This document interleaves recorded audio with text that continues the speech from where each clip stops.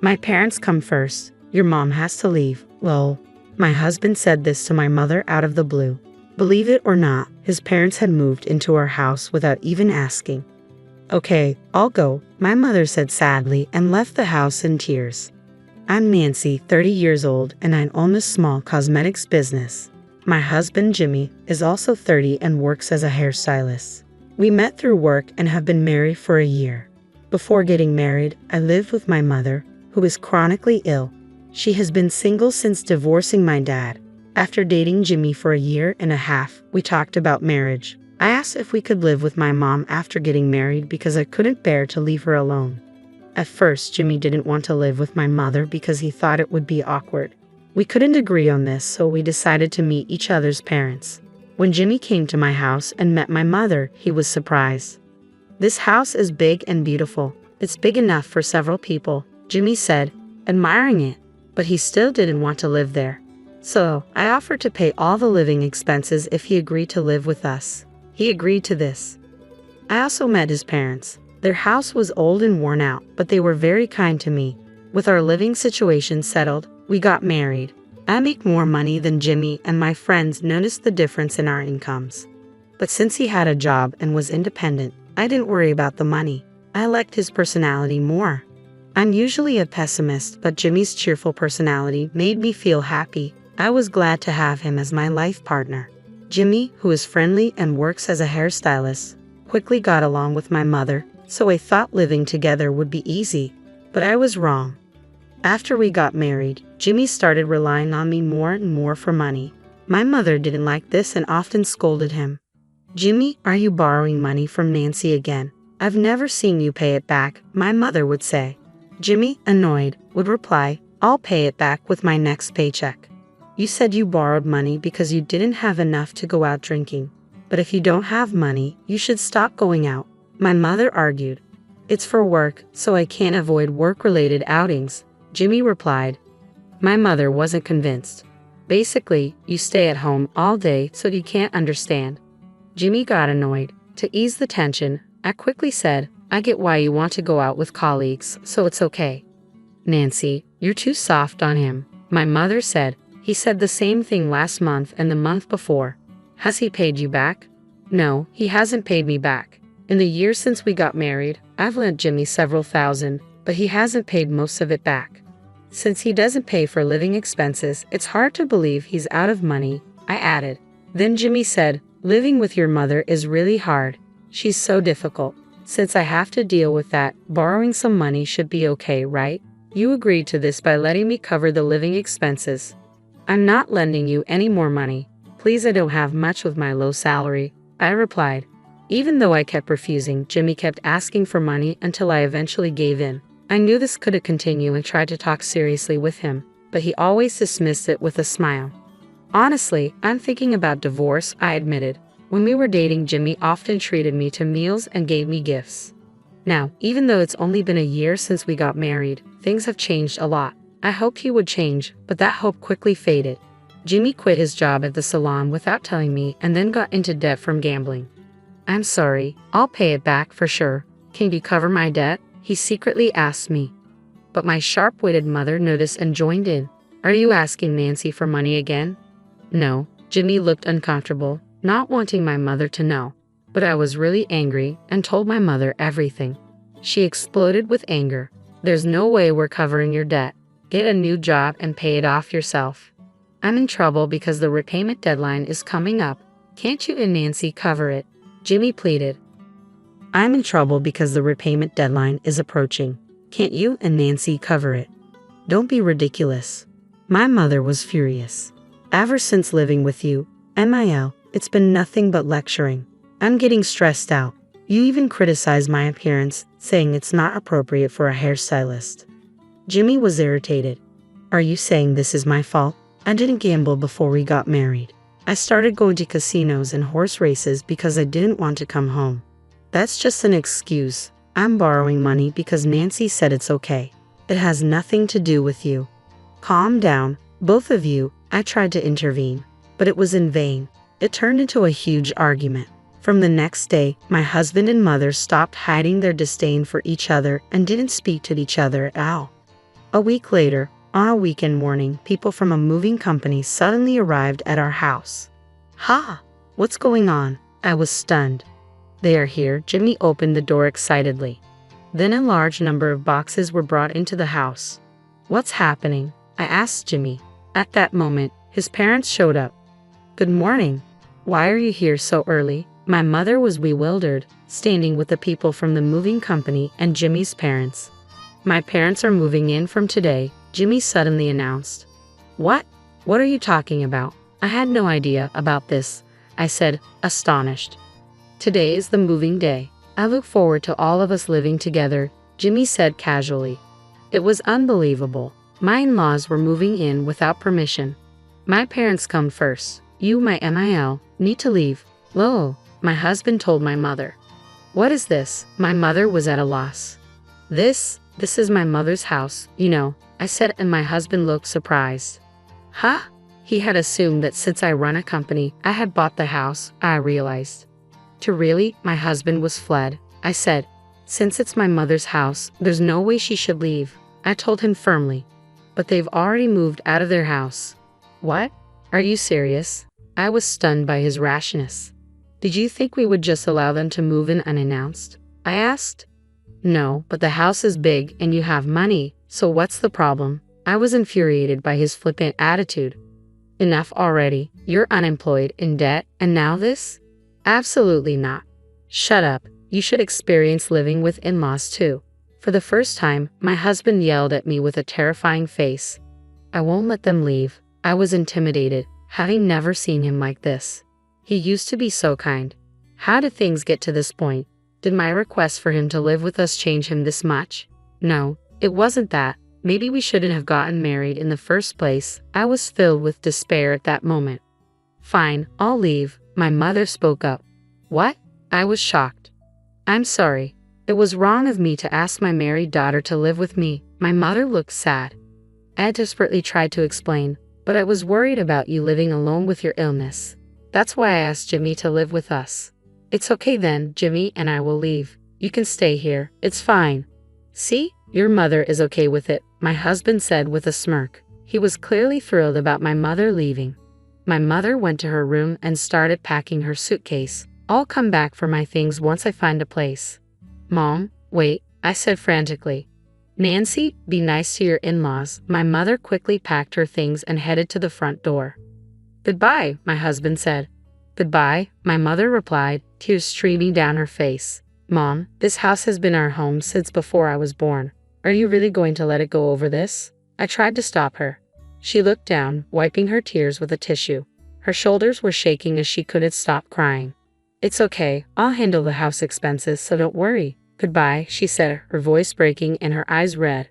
Watching her slender back as she left, I felt a deep anxiety.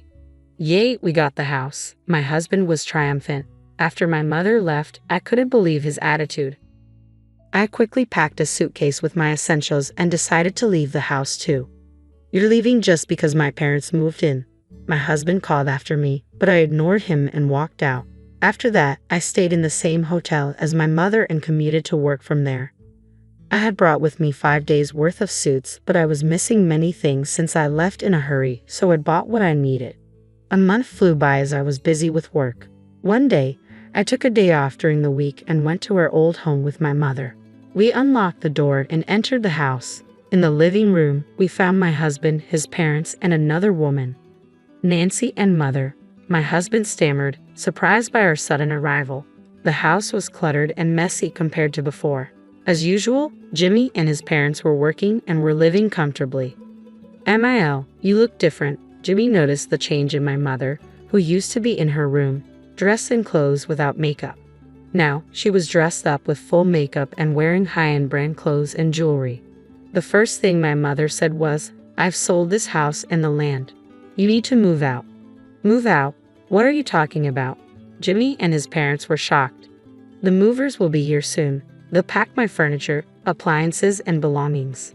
They'll also pack your things. You need to leave within a week. Wait, what is going on?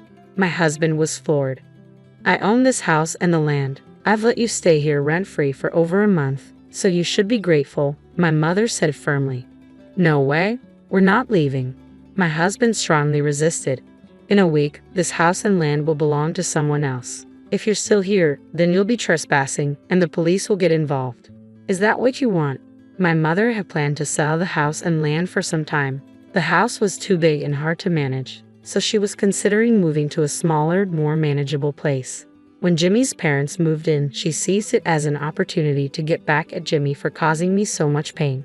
Jimmy was stunned when he learned this. So when you were crying as you left the house? Oh, those tears were because I was trying so hard not to laugh at your triumphant face. I was acting. Didn't you think I was good? My mother said, laughing. Ma'am, it's time, her secretary informed her. Ma'am? My husband was stunned. You didn't know? I'm a consultant for the cosmetics company.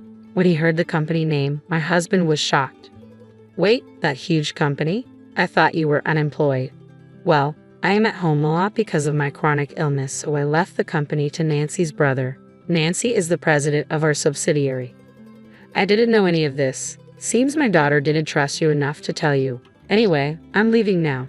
Make sure you move out by the deadline. With that, my mother left the house gracefully with her secretary. Nancy, why didn't you tell me? My husband immediately asked. I thought it would make living together even more difficult. Besides, I was worried you might try to borrow money from her too. Hearing my reason, my husband smirked. So, it turns out you have more wealth than I thought. The new place must be nice too, right? We'll move there too. That's not happening. I'm here to discuss our divorce. What? Divorce? My husband looked incredulous. And this woman sitting casually on the sofa, she's your mistress, isn't she? I said, looking at the woman who lowered her face uncomfortably. No, it's a misunderstanding. She's just an acquaintance, nothing more. My husband defended himself. This is the proof. I laid out photos on the table showing evidence of his affair. I had been suspicious of his infidelity for some time and hired a private investigator. The countless borrowing of money and gambling were likely spent on this woman too. When did you take these? The photos showed him entering a hotel with the mistress. I'll be demanding alimony. Realizing he couldn't hide anymore, my husband apologized. I'm sorry, I'll break it off with her. The divorce isn't just because of the affair. You don't work and you've racked up debt. I kept hoping you'd change, but I can't wait any longer. Hearing this, my husband countered, but you earn enough, so it would have been fine if I stayed home as a house husband, right? Why should I support a house husband who also cheats and racks up debt? I used to work, but since he kept lending me money, I lost the motivation. So it's my fault you stopped working. Then it's even clearer we should divorce. Seeing my resolve, my husband conceded, okay, let's divorce. I'll pay the alimony. I called the lawyer who had been waiting outside. We drafted a legal document regarding alimony, and my husband signed the divorce papers. I have prepared the lawyer to draft the documents, but I'm still entitled to half of your assets. We've been married for a year, so I should get half your annual income, he said, as if it were a matter of course. But it wasn't going to be that easy. We had a prenuptial agreement stating that there would be no division of assets in the event of a divorce. Remember what, Jimmy? You agreed to the prenup, didn't you? No, he finally remembered. It was agreed that there would be no division of assets if we divorced within 2 years. Yeah, I agreed, but I didn't expect this. Jimmy looked pale. At the time, you didn't imagine we'd separate, so you agreed to it without much thought. So if we divorce, you don't get a cent. You'll be only paying alimony. Hearing this, Jimmy hung his head. At that moment, the movers arrived, and I began directing them to pack. Wait a minute. What's this about being unemployed and in debt? You said you were a company president. Jimmy's mistress, who had kept quiet until now, shouted loud enough for the whole house to hear. Sorry, I was originally a hairstylist. I'm unemployed now, but I plan to find a new job soon. Apparently, Jimmy had lied about his job to his mistress. I'm breaking up with you, she shouted and immediately left the house. The movers finished packing my mother's and my belongings, then started packing Jimmy's and his parents' things. His parents were in shock at this sudden eviction. Later, I went to the local government office and filed for divorce. Our marriage lasted only a year. After we separated, Jimmy desperately searched for a new job but couldn't find one with conditions as good as his previous job, so he struggled to find employment. With alimony payments and debts, Jimmy and his unemployed parents ended up homeless. They eventually found part-time jobs and managed to rent a rundown apartment. My mother and I moved to a new place. It's a modest home but surrounded by nature and very comfortable. I have no lingering feelings for Jimmy, and I'm not considering remarriage right now. My work as a company president is fulfilling, and I'm living happily with my mother. My name's Caroline, and I've been married to Mike for 5 years now. I work as a chef at a local restaurant, and I absolutely love it. Cooking's been my passion since I was a kid, and I've always dreamed of becoming a famous chef someday. Mike works as a sales manager for a small company. Our life together was pretty good, for the most part. We had our ups and downs like any couple, but we managed to make it work. The only real thorn in my side was Mike's mother, Linda. She's a social worker, specializing in child safety assessments for the local administration. And let me tell you, she's a piece of work. From day one, Linda made it clear she didn't like me. Nothing I did was ever good enough for her. She'd always find something to criticize, whether it was my cooking, my appearance, or just the way I breathed. It was exhausting. The worst part was that Mike never stood up for me. He'd just sit there, silent, while his mother tore me apart. One day, I decided to confront Mike about his relationship with his mother. We were sitting in our living room after dinner, the TV droning on in the background. "Mike," I started, trying to keep my voice calm, "don't you think your mom's a bit harsh sometimes?" Mike's face hardened. "Look, Caroline, you don't understand. Mom's always been like this. She raised me and my brother on her own after Dad left. She had to be tough. But..." He cut me off. "She used to tell us that if we misbehaved, she'd give us away to other parents. It scared the hell out of us, but it worked. We learned to behave." I stared at him, shocked. That's terrible, Mike. You know that's not normal, right?" He shrugged. "It's just how things were. Mom did her best." I realized then that this was a battle I couldn't win. Mike was too deeply under his mother's influence. Years of manipulation and fear had left their mark. As if dealing with Linda wasn't bad enough, there was also the constant comparison to Sarah, my sister-in-law. Sarah was married to Mike's older brother, Tom. In Linda's eyes, Sarah could do no wrong. She was the perfect daughter-in-law, smart, talented, beautiful, and well-mannered. Everything I apparently wasn't. "Oh, Caroline," Linda would say during our family dinners, "did you hear about Sarah's latest achievement at work? She got another promotion. Isn't that wonderful?" I'd nod and smile, my jaw clenched so tight I thought my teeth might crack. "That's great, Sarah. Congratulations." Sarah would beam, basking in the praise. "Thank you, Caroline. It's not much, really." But the worst part of these dinners wasn't the comparisons. It was the constant badgering about children. Linda was obsessed with the idea of grandchildren, and she made it her mission to remind me of my duty at every opportunity. "So, Caroline," she'd start, her eyes narrowing, "when are you and Mike planning on starting a family? You're not getting any younger, you know." I'd take a deep breath, trying to keep my cool. "We're focusing on our careers right now, Linda. Children will come when we're ready." Linda would scoff. "Career? Cooking isn't a career, dear. It's a hobby. A real woman knows her place is in the home, raising children." I'd feel my blood boil, but I'd bite my tongue. Getting into an argument wouldn't change anything. Mike, as usual, would stay silent, pushing food around his plate. Interestingly, Linda never bothered Sarah about having children. I found out why one day when Mike let it slip that Tom was infertile. It was a family secret, one that Linda guarded fiercely. She'd rather have no grandchildren than admit her precious firstborn had any flaws. Over time, Linda tightened her grip on her sons, insisting they help her with everything. And of course, that expectation extended to the daughters-in-law as well. Tom and Sarah lived nearby, so it was easier for them to cater to Linda's whims. But Mike and I lived further away and both worked late hours.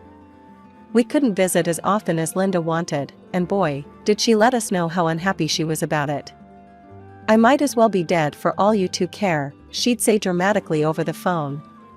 My own son and his wife, too busy to visit their poor, widowed mother. I'd roll my eyes, mouthing the words along with her. I'd heard this speech so many times I could recite it in my sleep. "We're sorry, Linda," I'd say, not feeling sorry at all. "We'll try to visit more often." But it was never enough. In Linda's world, we should be at her beck and call 24/7. And of course, it was all my fault. I was the one bossing Mike around and keeping him from his familial duties. As the months went by, I threw myself into my work even more. The kitchen became my sanctuary, the only place where I felt truly valued and respected. Chef Paolo continued to mentor me, pushing me to expand my skills and creativity. "You have a gift, Caroline," he'd say, tasting my latest creation. "Don't let anyone tell you otherwise." His words were a balm to my battered self-esteem. In the kitchen, I wasn't the disappointing daughter-in-law or the wife who couldn't give her husband children. I was just Caroline, the talented chef with a bright future ahead of her. The day everything started to unravel began like any other. I was at work, up to my elbows in prep for the dinner rush, when my phone buzzed. It was Linda. I groaned internally, but answered anyway. "Hello, Linda. What can I do for you?" Her voice came through, sharp and demanding. "Caroline, I need you to come to the mall and pick me up. Sarah and I have been shopping, and we have too many bags for a taxi." I glanced at the clock. It was peak traffic time, and the mall was on the other side of town. "Linda, I'm at work. I can't just leave." "Oh, so your job is more important than family?" she interrupted. "I see how it is. I suppose I'll just have to struggle with all these bags myself. At my age, I could throw my back out, but don't you worry about that." I closed my eyes, counting to 10 in my head. "Fine, Linda. I'll be there as soon as I can." The traffic was a nightmare. I sat in gridlock for over an hour, my frustration mounting with each passing minute. By the time I finally reached the mall, I was a ball of stress and irritation. I circled the parking lot, looking for Linda and Sarah. They were nowhere to be seen. I called Linda's phone. No answer. I tried Sarah. Nothing. Finally, after my third attempt, Linda picked up. "Where are you?" I asked, trying to keep the annoyance out of my voice. "Oh, Caroline," Linda said, her tone dripping with false sweetness. "We got tired of waiting, so we took a taxi home. I thought Sarah texted you." Before I could protest, she hung up. I sat there, staring at my phone in disbelief. Then I screamed. I screamed until my throat was raw, letting out all the frustration and anger I'd been bottling up for years. When I got home, Mike was already there. I stormed in, still seething from the day's events. "Your mother," I started, but Mike cut me off. I know. Mom told me what happened." "Why didn't you get there faster?" "She had to take a taxi, because of you." I stared at him, mouth agape. "Are you kidding me right now? I left work early, sat in traffic for hours, and it's my fault?" Mike shrugged. "You know how Mom is with waiting. You should have planned better."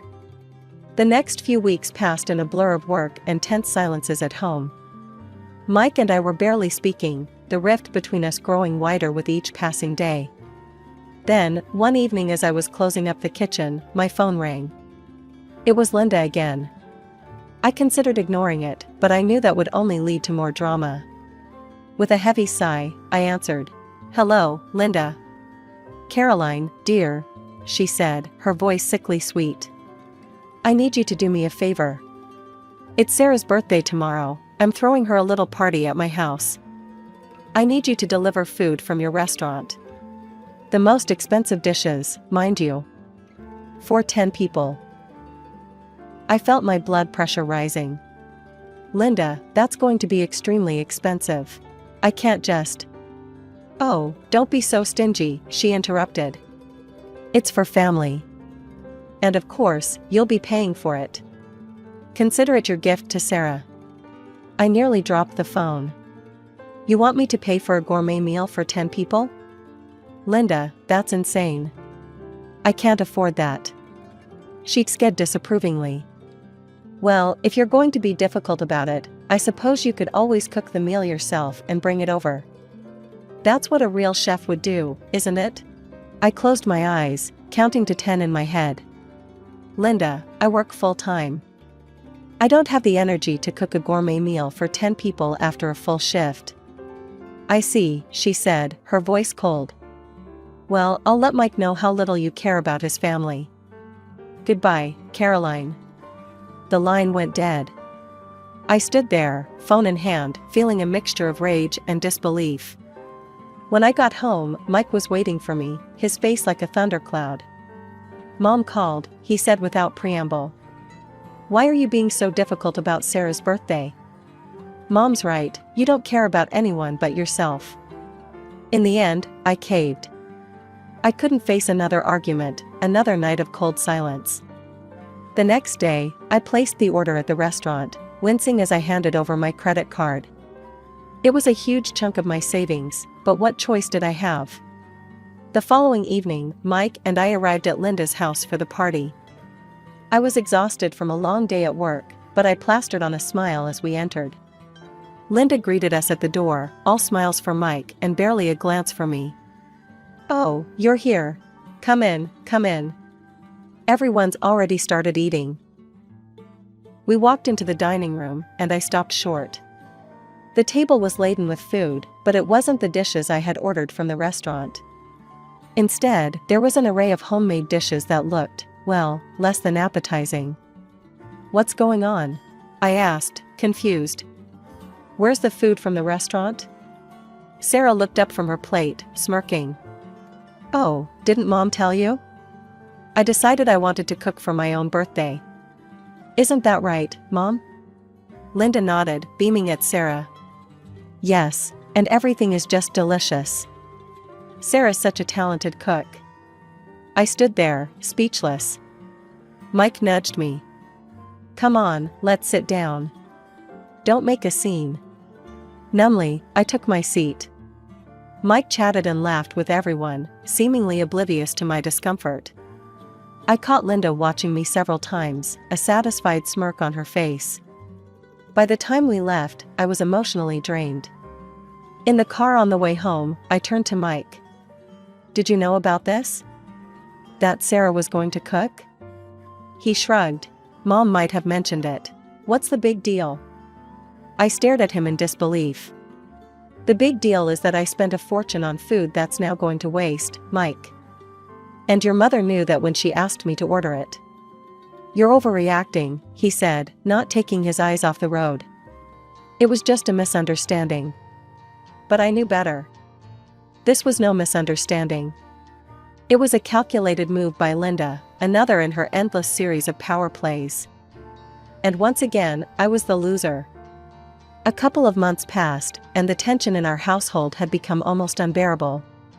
Mike and I were barely speaking, and when we did, it usually ended in an argument.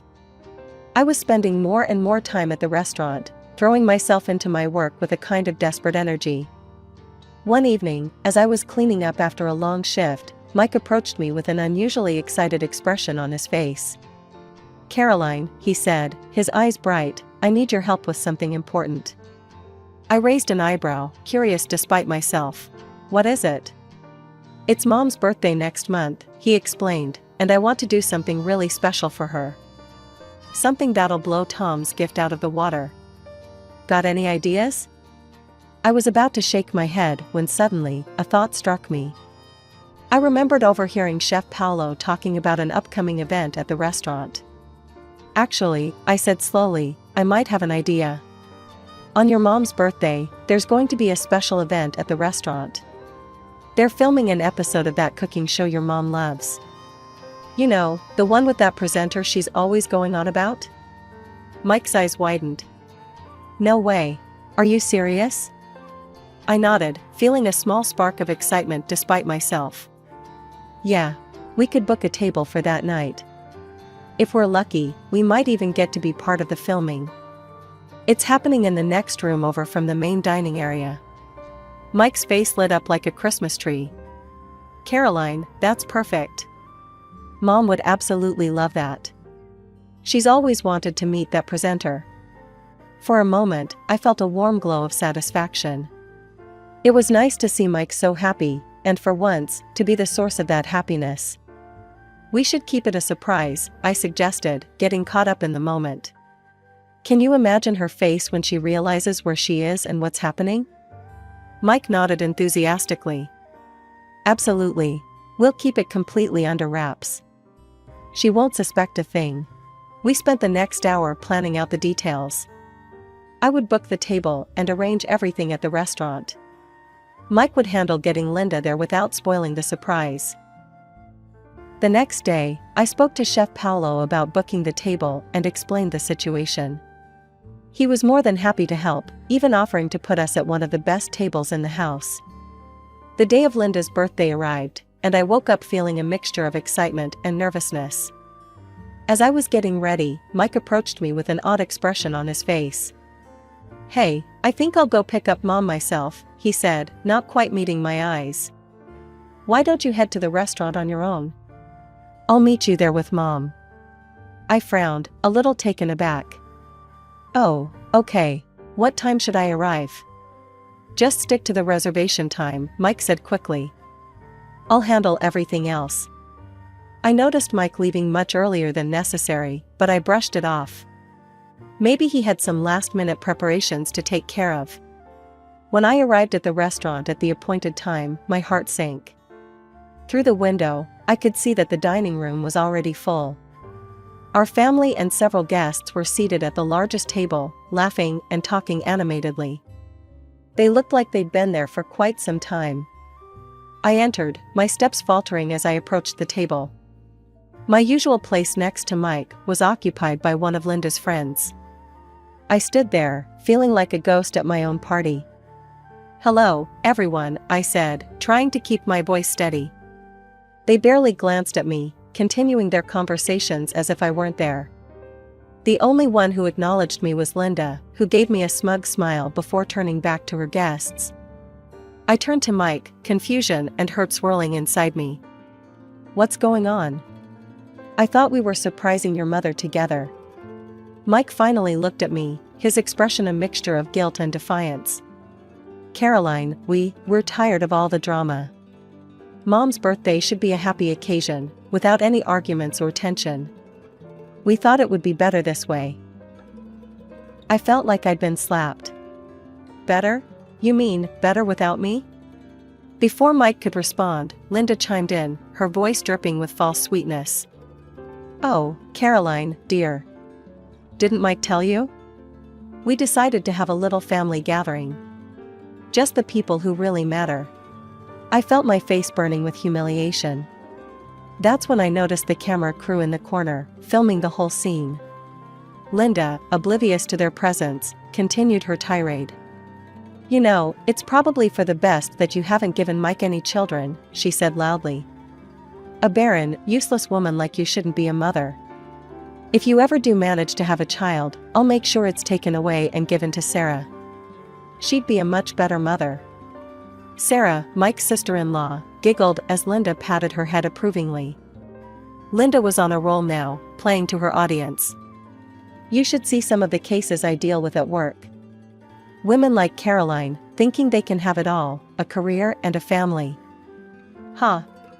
I take their children away and give them to real families, families with proper values."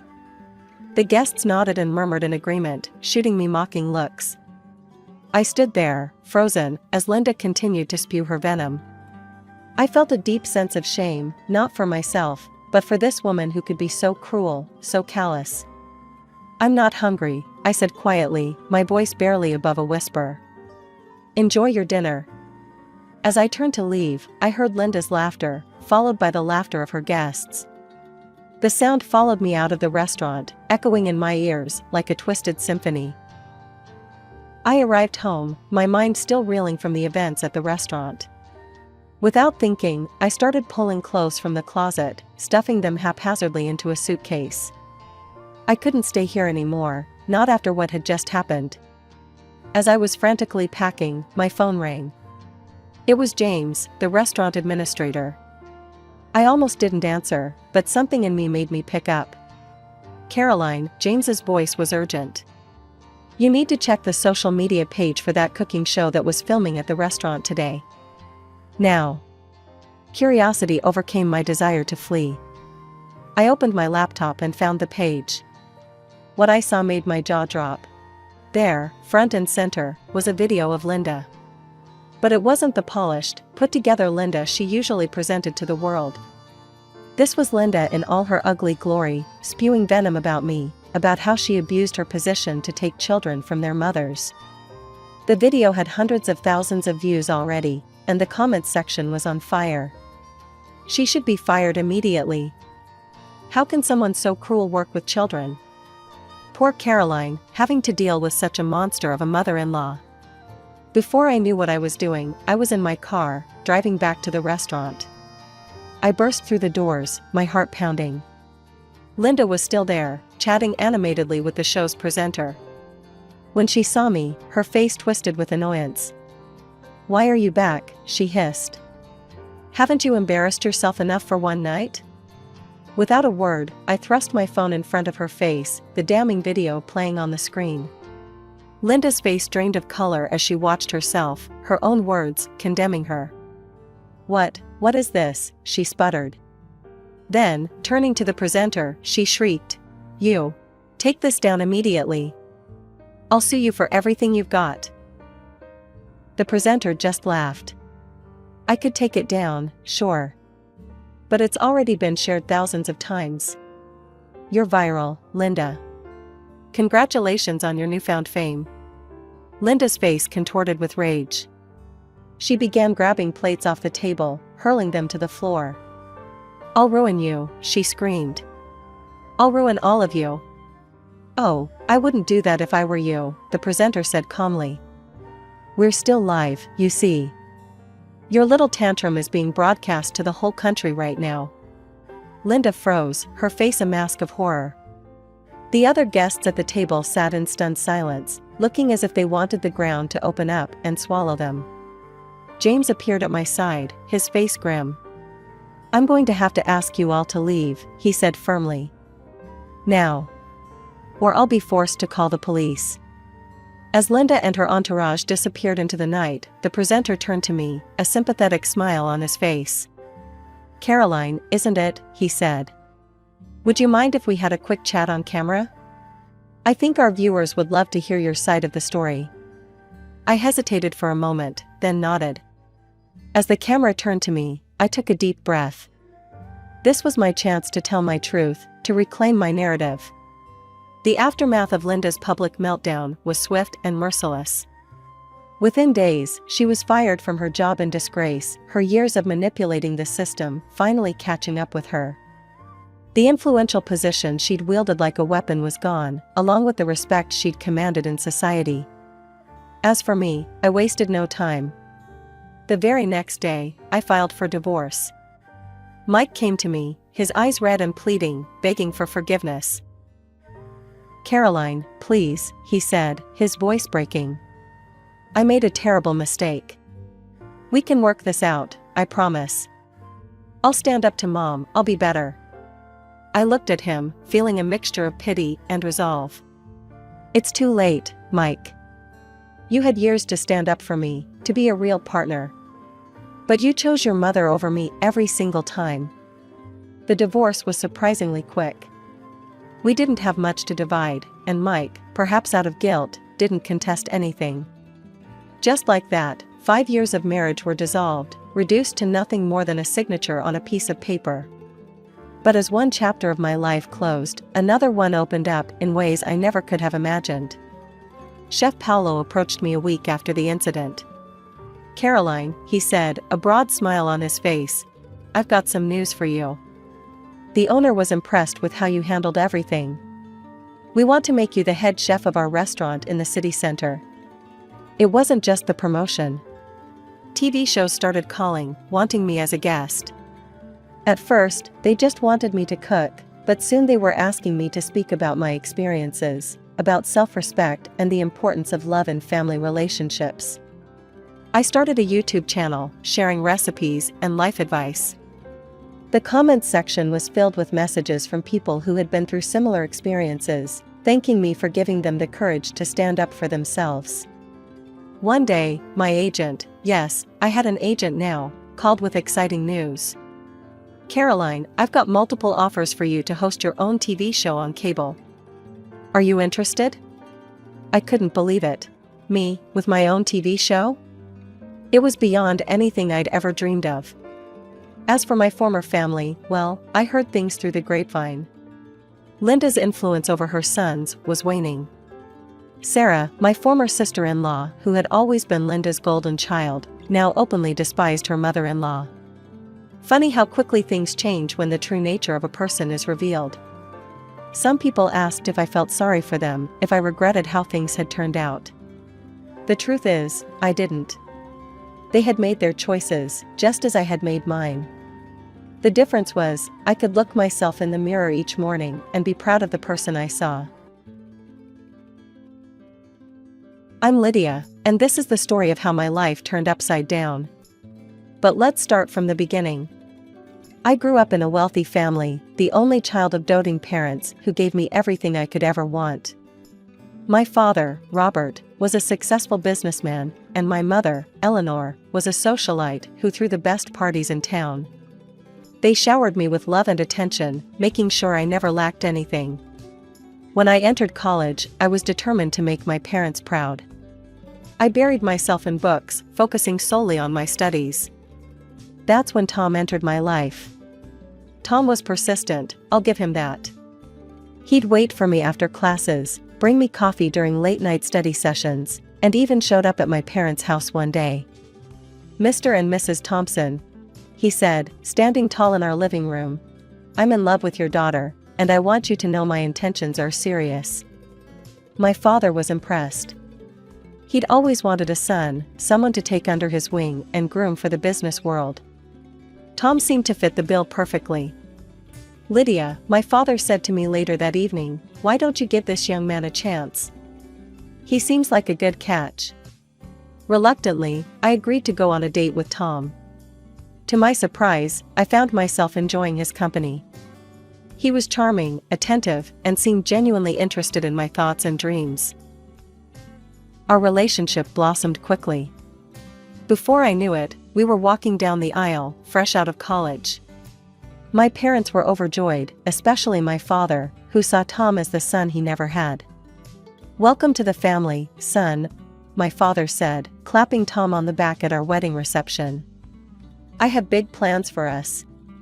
True to his word, my father helped Tom start his own business, a state-of-the-art car wash. He bought all the necessary equipment and even helped us purchase a small, cozy house. A year into our marriage, I gave birth to our son, Michael.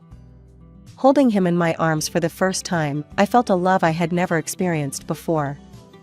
I threw myself into motherhood, becoming a full-time housewife. My days were filled with diaper changes, feeding schedules, and lullabies. As the years rolled by, our lives settled into a routine. Michael grew from a gurgling baby into a curious toddler, then a mischievous child, and finally a brooding teenager. I poured my heart and soul into raising him, while Tom continued to struggle with the car wash business.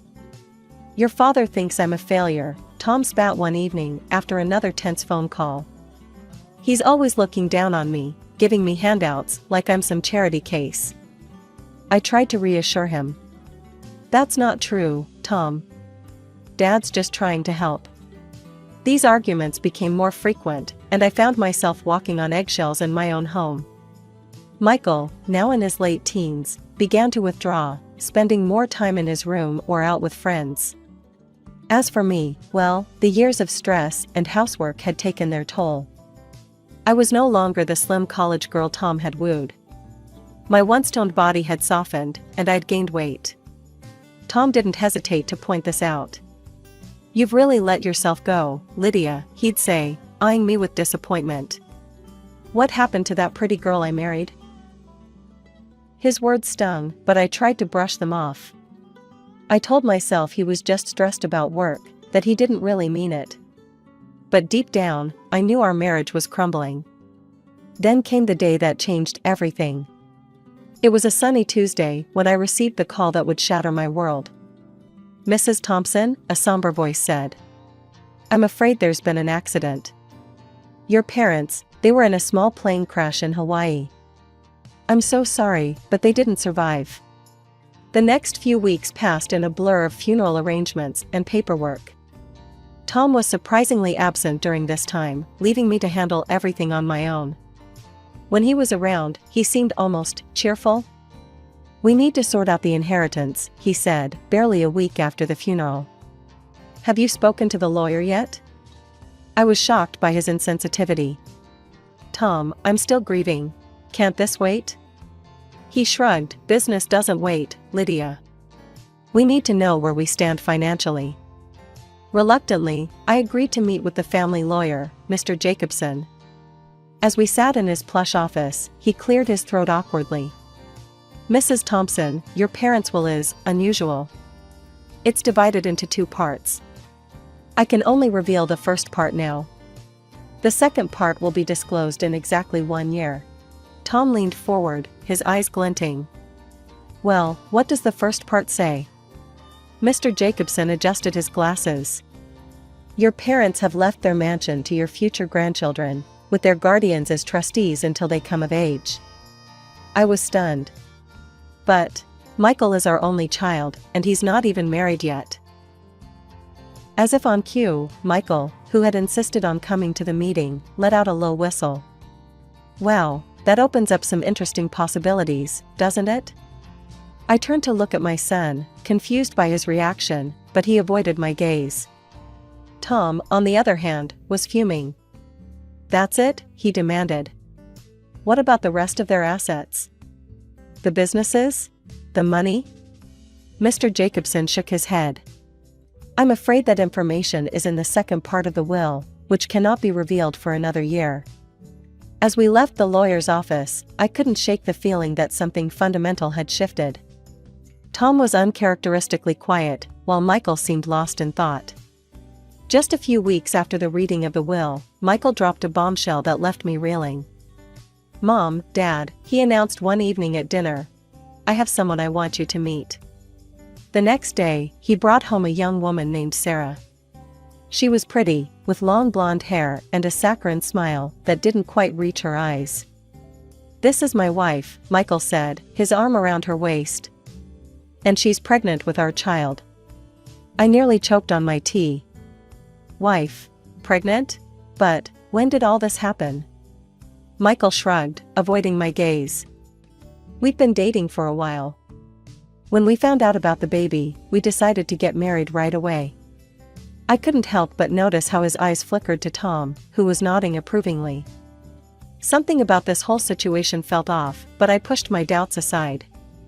After all, I was going to be a grandmother. "Well, congratulations," I said, trying to muster up some enthusiasm. "This is quite a surprise." Sarah's smile widened. "Thank you, Mrs. Thompson. I'm so excited to be part of your family."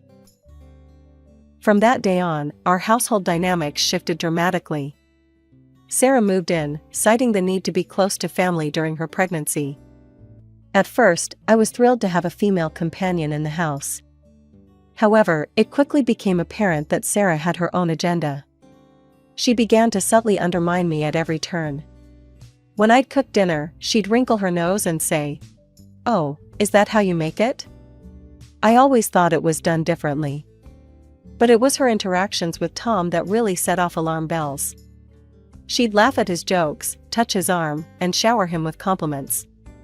"You're such a talented businessman, Tom," she'd coo. "I don't know how you manage it all." Tom, predictably, lapped up the attention. He began spending more time at home, but not with me. He'd sit for hours, talking business with Sarah while I was relegated to the background. I tried to talk to Michael about Sarah's behavior, but he brushed off my concerns. "Mom, you're just being paranoid," he'd say. "Sarah's great. Maybe you're just jealous because you're not the center of attention anymore." His words hurt more than he could know. Had I raised a son who cared so little for his mother's feelings? As for Tom, he seemed to revel in the new family dynamic. He'd beam with pride when Sarah complimented him, and I'd catch him looking at me with something akin to disgust. One day, while out grocery shopping, I ran into an old college friend, Jessica.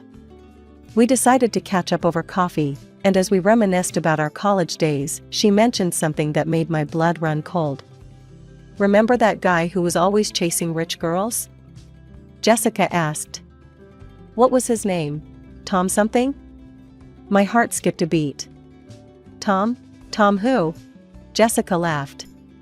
"Oh, you know, that sleazy guy who tried to date every girl with wealthy parents.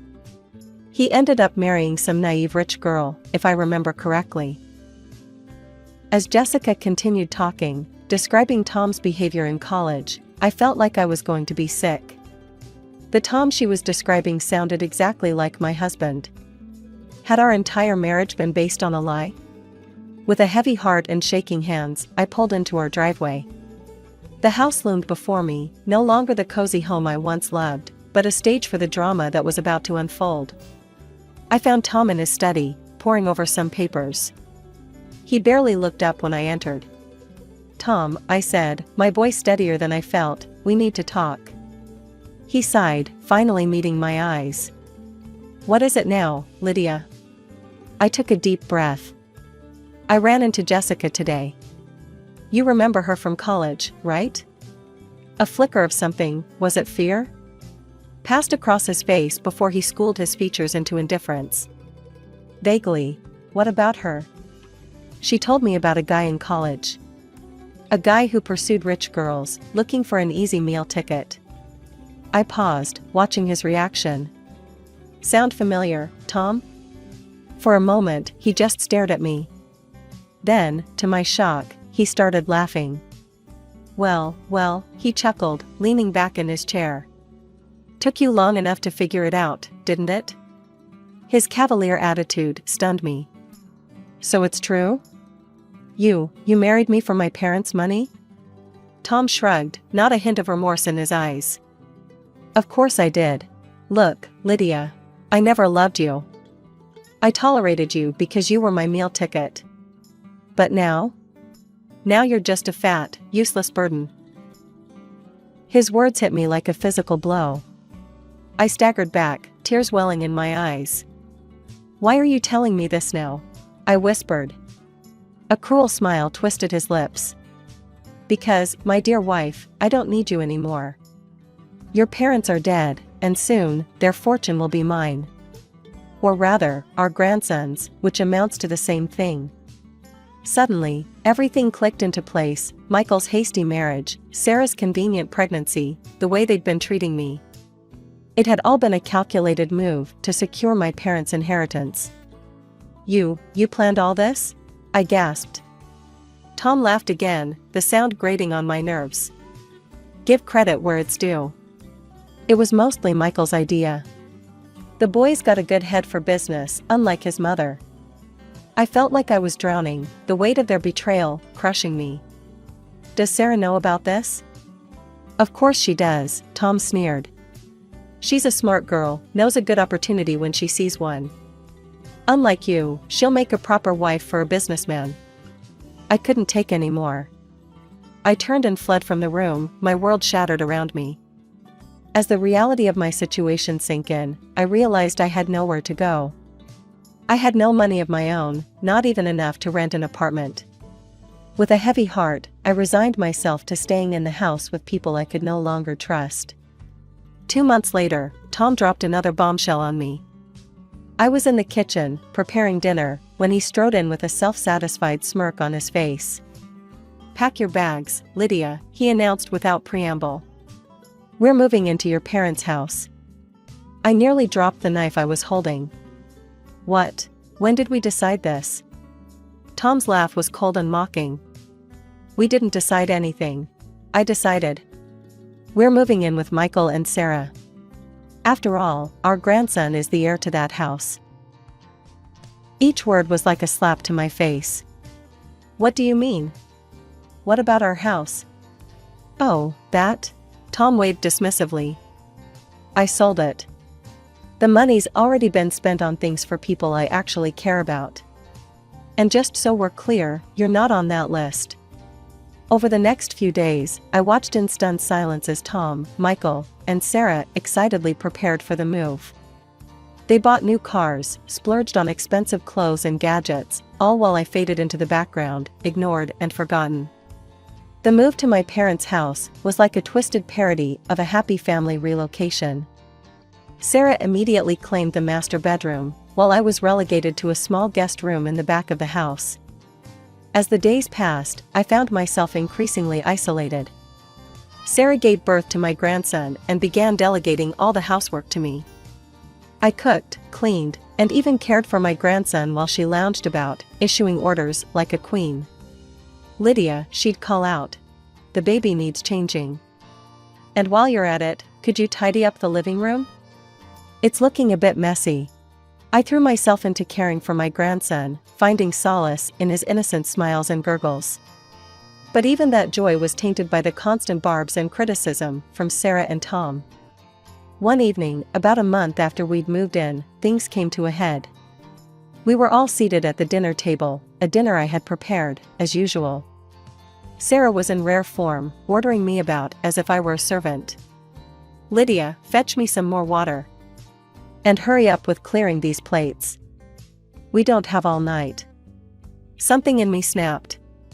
Years of pent-up frustration and hurt came pouring out. Enough, I shouted, slamming my hands on the table. I am not your maid, Sarah. This is my parents' house, and I deserve some respect. The room fell silent. Sarah's face crumpled, and she burst into dramatic tears.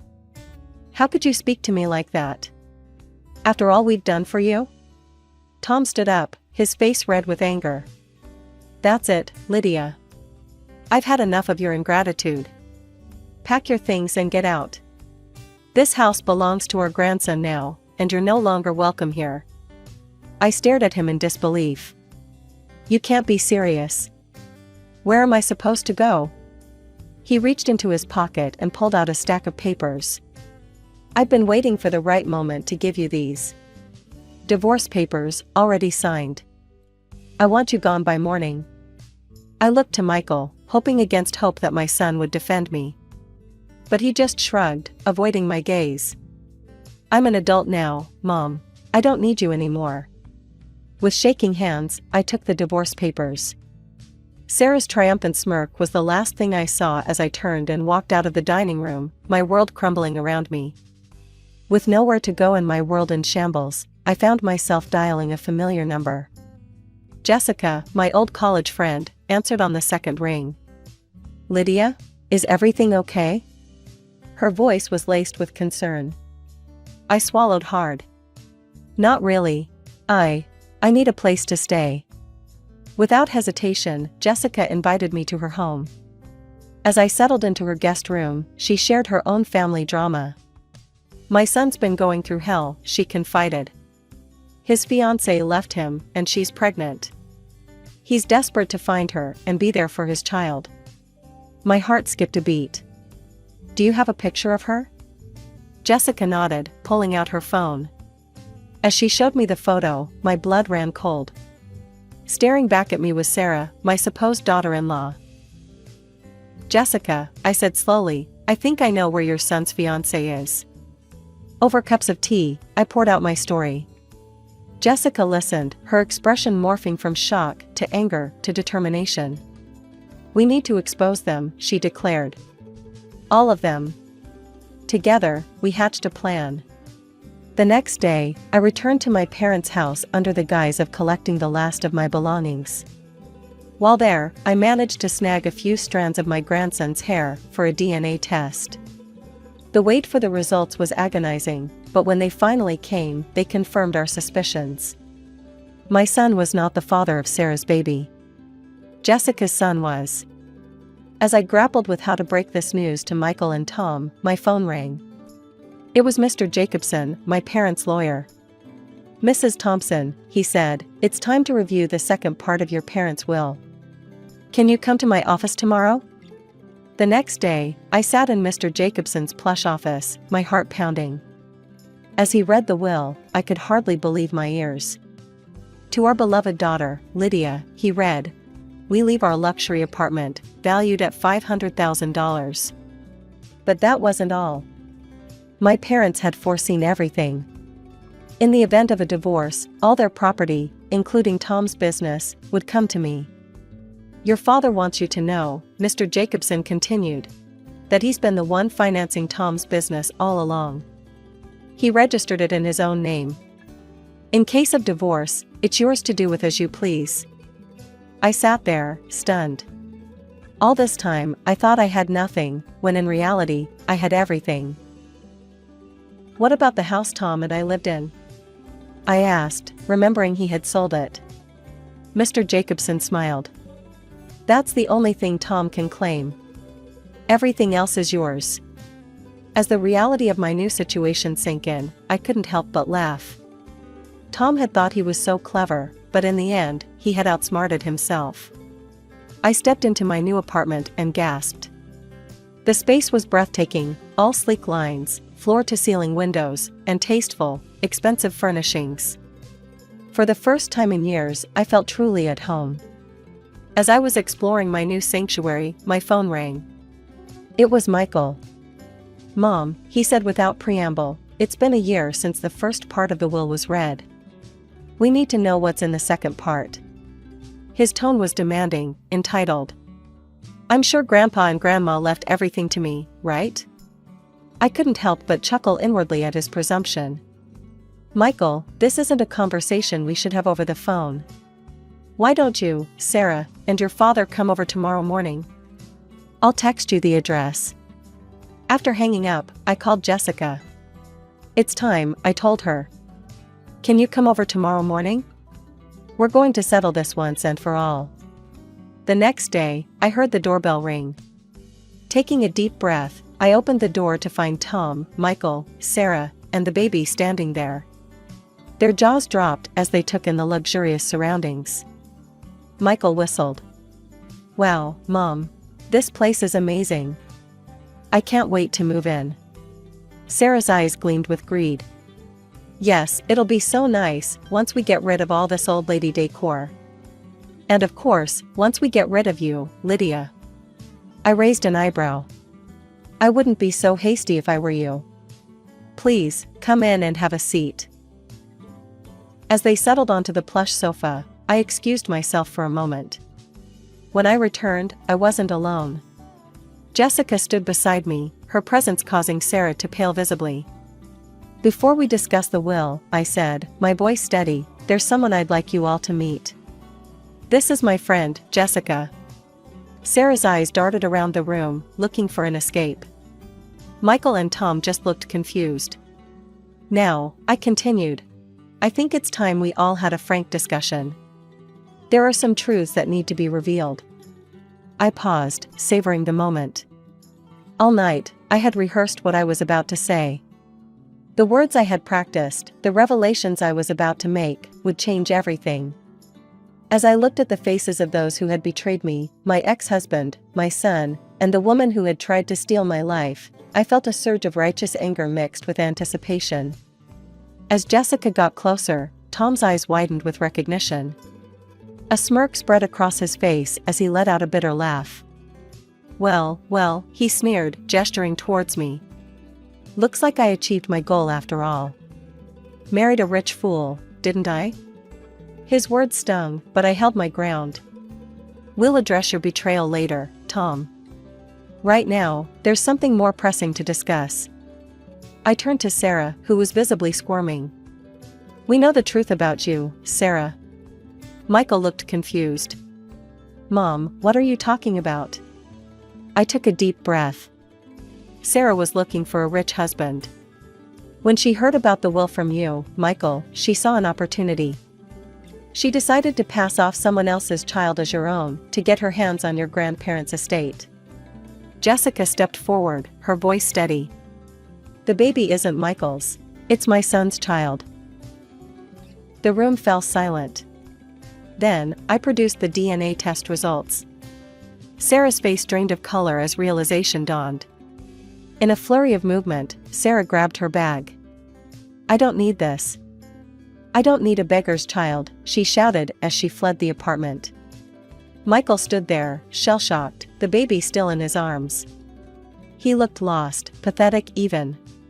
Tom, recovering from the initial shock, asked in a small voice, "So, who gets this apartment?"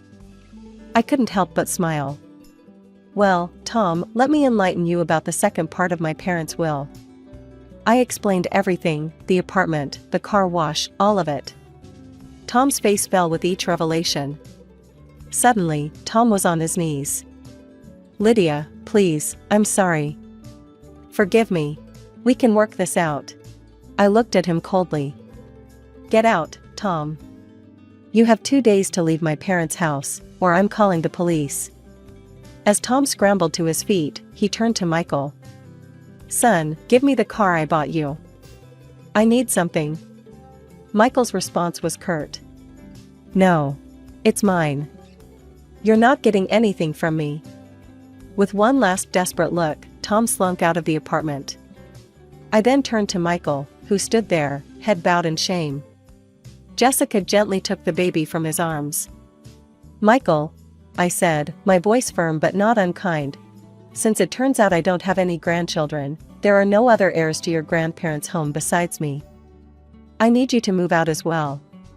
He nodded, not meeting my eyes. "I'm sorry, Mom. For everything. I'll go pack my things." With that, he too left the apartment. As the door closed behind him, I let out a long breath. The apartment was quiet now, save for the soft coos of the baby in Jessica's arms. I looked at my old friend, feeling a mix of emotions, relief, sadness, and a strange sense of liberation. "Well," I said, managing a small smile, "that didn't go quite how I expected when I woke up this morning." Jessica nodded, bouncing the baby gently. "You did what you had to do, Lydia. They left you no choice." As I sank onto the plush sofa, I realized that for the first time in years, I was truly free. Free from deception, free from manipulation, and free to live life on my own terms. The months following the confrontation flew by in a whirlwind of change and self-discovery. I found myself settling into my luxurious apartment, the space becoming a sanctuary of peace and new beginnings. One of my first decisions was to rent out my parents' house. It felt right, somehow, to have the property occupied by a young family who appreciated its warmth and history. The rental income provided a comfortable cushion, adding to the proceeds from selling Tom's car wash business. My friendship with Jessica blossomed. We'd meet for coffee, sharing stories, and supporting each other through the ups and downs of our new realities. And then there was little Tommy, Jessica's grandson, the child I had once believed to be my own. Despite the painful circumstances of his birth, I found myself developing a deep affection for the boy. "He has your eyes," Jessica would joke during our visits, and we'd laugh, finding humor in the absurdity of our intertwined lives. My relationship with Michael was a work in progress. The betrayal had cut deep, but he was still my son, and I couldn't bring myself to sever that bond completely. Our interactions were tentative at first, awkward phone calls, and stilted meetings in neutral coffee shops. But slowly, painfully, we began to rebuild. As for Tom, he became a ghost in my past. I heard through the grapevine that he'd fallen on hard times, his grandiose dreams of wealth and status crumbling in the wake of his exposed deceit. I saw him only once, by chance, as I was driving through town. He was working at a small kiosk, looking older and wearier than I remembered. For a moment, our eyes met, and I felt a flicker of something, not love or longing, but a kind of closure. Then the light changed, and I drove on, leaving that chapter of my life firmly in the rearview mirror. My name is Veronica, and at 59, I thought I had it all figured out. A successful career, a thriving business, and a marriage that had weathered 3 decades. I met Robert when I was 27. He was a brilliant plastic surgeon with dreams of opening his own clinic. I was a business graduate with a knack for management.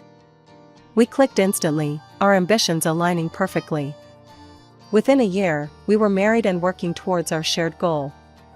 Over the next few years, we poured our hearts and souls into establishing our clinic. It wasn't easy, but we made it work. Robert's skill as a surgeon and my business acumen proved to be a winning combination. Slowly but surely, our reputation grew. There was only one cloud on our horizon: children. Or rather, the lack of them. After 2 years of trying, we discovered Robert had fertility issues. The news hit him hard. "I'm sorry, Veronica," he said, his voice barely above a whisper. "I know how much you wanted kids." I hugged him tight. "It's okay, Robert. We have each other, and we have our clinic. That's enough." But was it? There were times when I'd see mothers with their children and feel a pang of regret. I pushed those feelings aside, focusing instead on our growing business. As the years passed, our clinic became one of the most respected in the city. Then, about 6 months ago, I noticed something was off with Robert.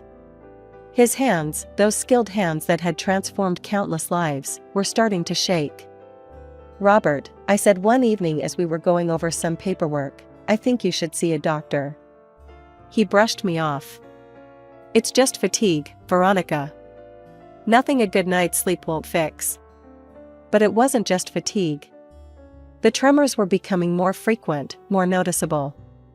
I urged him to get checked out, to consider stepping back from surgeries and focus on administrative work. He wouldn't hear of it. Despite my concerns about Robert's health, we continued to push forward with our plans for the clinic. We needed to upgrade our equipment, expand our services. It would require a significant investment, more than we could manage on our own. That's when I started reaching out to potential investors. It was a long process, filled with meetings, presentations, and negotiations. But finally, after months of work, we had a deal. The day the funds hit our account, I felt a surge of triumph. This was it, the next big step for our clinic. I decided to surprise Robert with the news over lunch. I ordered his favorites from that little Italian place down the street and set everything up in my office. The door opened, and Robert walked in. He looked tired, but his eyes lit up when he saw the spread. "What's all this?" he asked, a smile playing on his lips. I grinned back. "I have some news. The investors came through. The money's in our account. We can order that new equipment we'd been eyeing." For a moment, Robert's face lit up with the boyish enthusiasm I'd fallen in love with all those years ago. He swept me into a hug, laughing. "That's fantastic, Veronica. You're amazing, you know that?" I basked in his praise, feeling like we were back on solid ground. Then he pulled back, a mischievous glint in his eye. "I have a surprise for you too," he said. "I want you to meet someone." I raised an eyebrow, curiosity piqued. "Oh, a new client?" He shook his head, a strange smile playing on his lips. "Not exactly. She's our new nurse." Before I could process this information, the door swung open, and in walked a young woman. She couldn't have been more than 22, with long blonde hair, pouty lips, and a figure that screamed recent work done. She flashed a dazzling smile at Robert before turning her gaze to me. "Hi, I'm Ella," she chirped, her voice syrupy sweet. "It's so nice to meet you, Mrs. Henderson." I blinked, taken aback. "I'm sorry, but I don't recall us hiring a new nurse. Especially one so young." Robert cleared his throat. "Well, that's the surprise. Ella here is eager to join our team. She's just completed her nursing courses."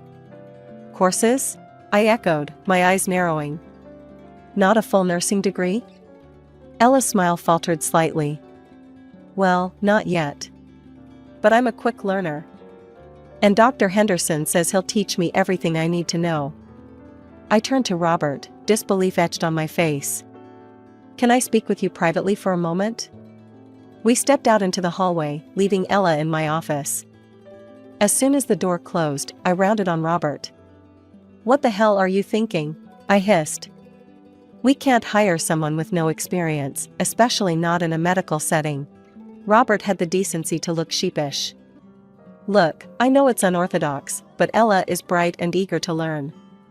She was a patient of mine, breast augmentation, and she was so impressed with our work that she wanted to be part of it." I felt my blood pressure rising. "Robert, this is a professional medical facility, not a fan club. We can't just hire someone because they like their boob job." His face hardened. "Keep your voice down. I've made my decision. Ella starts next week." I took a deep breath, trying to calm myself. "If you hire her, I won't work with her. It's me or her, Robert." I expected him to back down, to realize how ridiculous this whole situation was.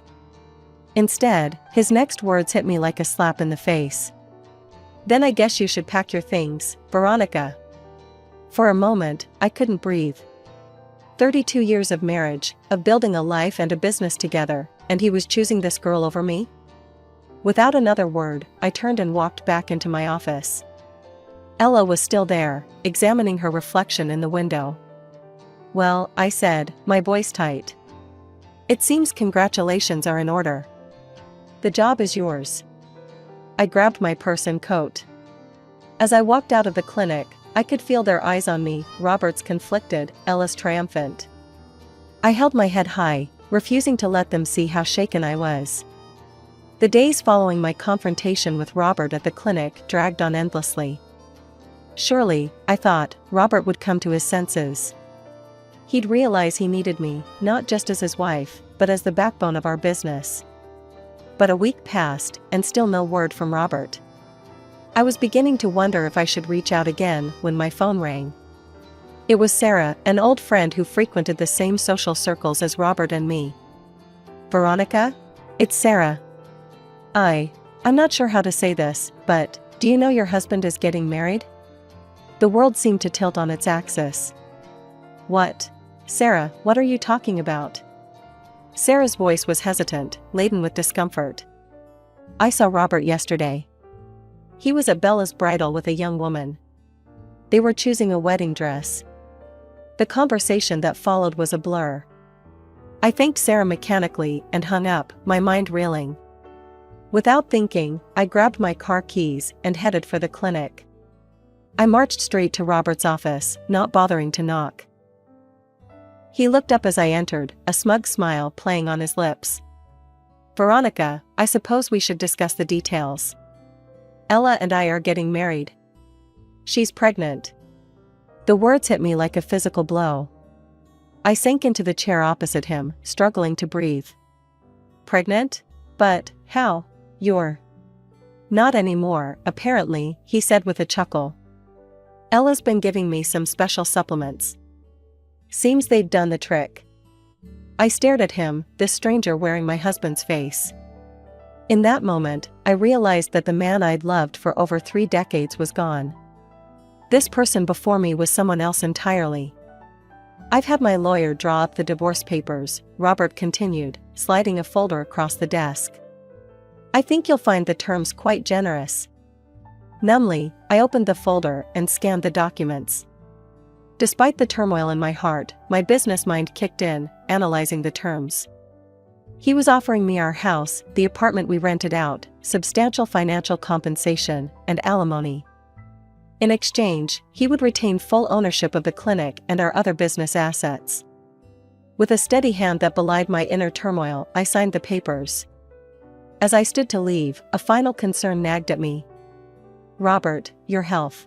The tremors in your hands. You really should see a doctor.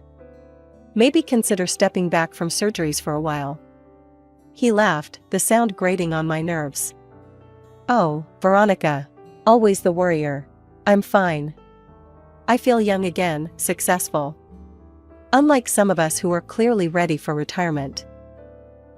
The days following the divorce settlement stretched out before me like an endless, empty road.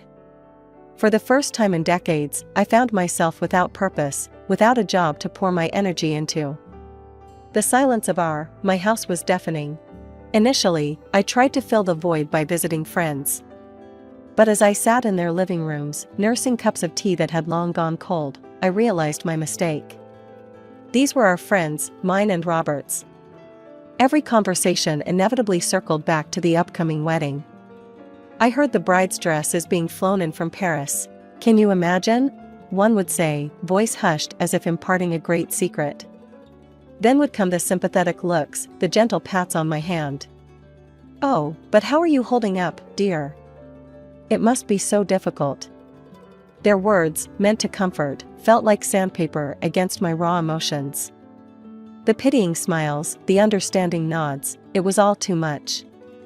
Gradually, I began to withdraw, declining invitations and screening calls. Alone in the house that now felt too big for just me, I found myself wandering from room to room, touching familiar objects that now seemed to belong to another life. In the study, my eyes fell on an old easel tucked away in the corner, gathering dust. Painting. I used to love it, before the clinic consumed all my time and energy. On a whim, I pulled out the easel, found some old canvases and paints, and set up by the large bay window in the living room.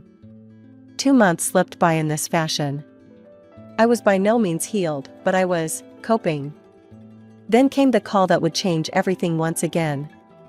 Ms. Henderson? This is Dr. Emily Chen from Radiant Transformations Clinic. I hope I'm not disturbing you. I recognized the name. Radiant Transformations was Robert's main competitor in the city. Not at all, Dr. Chen. How can I help you? There was a slight pause. Well, Ms. Henderson, we've heard some rumors. Is it true that you're no longer working at Henderson Plastic Surgery? And that you and Dr. Henderson have separated? I took a deep breath. Yes, that's correct. We're divorced, actually. I see. Dr. Chen's voice was carefully neutral. In that case, Ms. Henderson, I have a proposition for you. We've always admired your work in practice management. Would you be interested in joining our team here at Radiant Transformations? The offer took me by surprise. For a moment, I was speechless. Then, a slow smile spread across my face. I would be very interested, Dr. Chen. When would you like to meet to discuss details? The following weeks were a whirlwind of activity. Meetings, paperwork, getting to know my new team. For the first time in months, I felt alive again, energized. It was during this busy period that I happened to catch a news segment one evening. There, splashed across my TV screen, were photos of Robert and Ella, sun-kissed and smiling on a beach in the Maldives. The ticker at the bottom of the screen proclaimed, "Local plastic surgeon weds in lavish Maldives ceremony." I expected the sight to hurt, to reopen wounds that had barely begun to heal. Instead, I felt nothing. No pain, no anger, not even resentment. Just a vague sense of pity for the man who had thrown away decades of partnership for a fleeting infatuation. A month had passed. Life at Radiant Transformations was going well, and I was finally starting to feel like myself again. Then, on an otherwise ordinary Tuesday afternoon, my phone rang. The number was unfamiliar. Is this Veronica? A young, slightly shrill voice came through the speaker. It took me a moment to place it. Ella? I said, disbelief coloring my tone. What do you want? It's Robert, she said, her voice trembling. He's in trouble. A surgery went wrong. A facelift for some big shot's wife. Her face, it's all messed up. Her husband is threatening to sue us, to ruin the clinic. You have to come and fix this. The audacity of her request left me momentarily speechless. When I found my voice, it was cold and firm. I don't have to do anything, Ella. I don't work there anymore, remember? But you always handled this stuff, she whined. Robert needs you. I took a deep breath, tamping down my anger. I warned Robert about his tremors. I told him to see a doctor, to stop performing surgeries. It was clear he was developing symptoms of Parkinson's disease. But he wouldn't listen. Parkinson's? Ella scoffed. Don't be ridiculous. You're just a jealous old woman who can't stand to see Robert happy and successful. The line went dead before I could respond. I stared at the phone, a mixture of emotions swirling within me. Concern for the patient, anger at Ella's words, and a grim satisfaction at being proven right about Robert's condition. Shaking my head, I turned back to my work. Whatever mess Robert had gotten himself into, it wasn't my problem anymore. A week later, my phone rang again. This time, it was a number I recognized all too well. Veronica? Robert's voice sounded strained, desperate. I need your help. I remained silent, waiting for him to continue. It's the clinic reports, he said. I can't make sense of them. You've always handled this stuff. Could you come in and take a look? Part of me wanted to refuse outright, to tell him that his problems were no longer my concern. But another part, the part that had built that clinic from the ground up, couldn't bear the thought of it falling apart. Fine, I said curtly. I'll be there in an hour. Robert looked haggard, with dark circles under his eyes and a pallor to his skin that spoke of sleepless nights. But what caught my attention were his hands, trembling visibly as he shuffled papers on his desk. As I pored over the documents, a grim picture began to emerge. The clinic's finances were in disarray. But more alarmingly, there was a glaring discrepancy in the accounts. Robert, I said slowly, looking up at him. What happened to the money from the investors? The funds for the new equipment? He wouldn't meet my eyes. I had to use it for other things. Other things? I pressed, my voice hardening. Like your wedding? My divorce settlement? Robert's face crumpled. I thought I could make it back quickly. If I just did a few more high-profile surgeries. Like the one that went wrong? I said, the pieces falling into place. Robert, this is serious. This is misuse of funds. The investors could sue you for this. I know, he exploded, his trembling hands sending papers flying. And now with this botched surgery. Veronica, I'm ruined. They're going to take everything. As I stood there, reports in hand, the office door swung open. Ella sauntered in, her face a mask of haughty disdain that faltered slightly when she saw me. My eyes instinctively dropped to her midsection, and I frowned.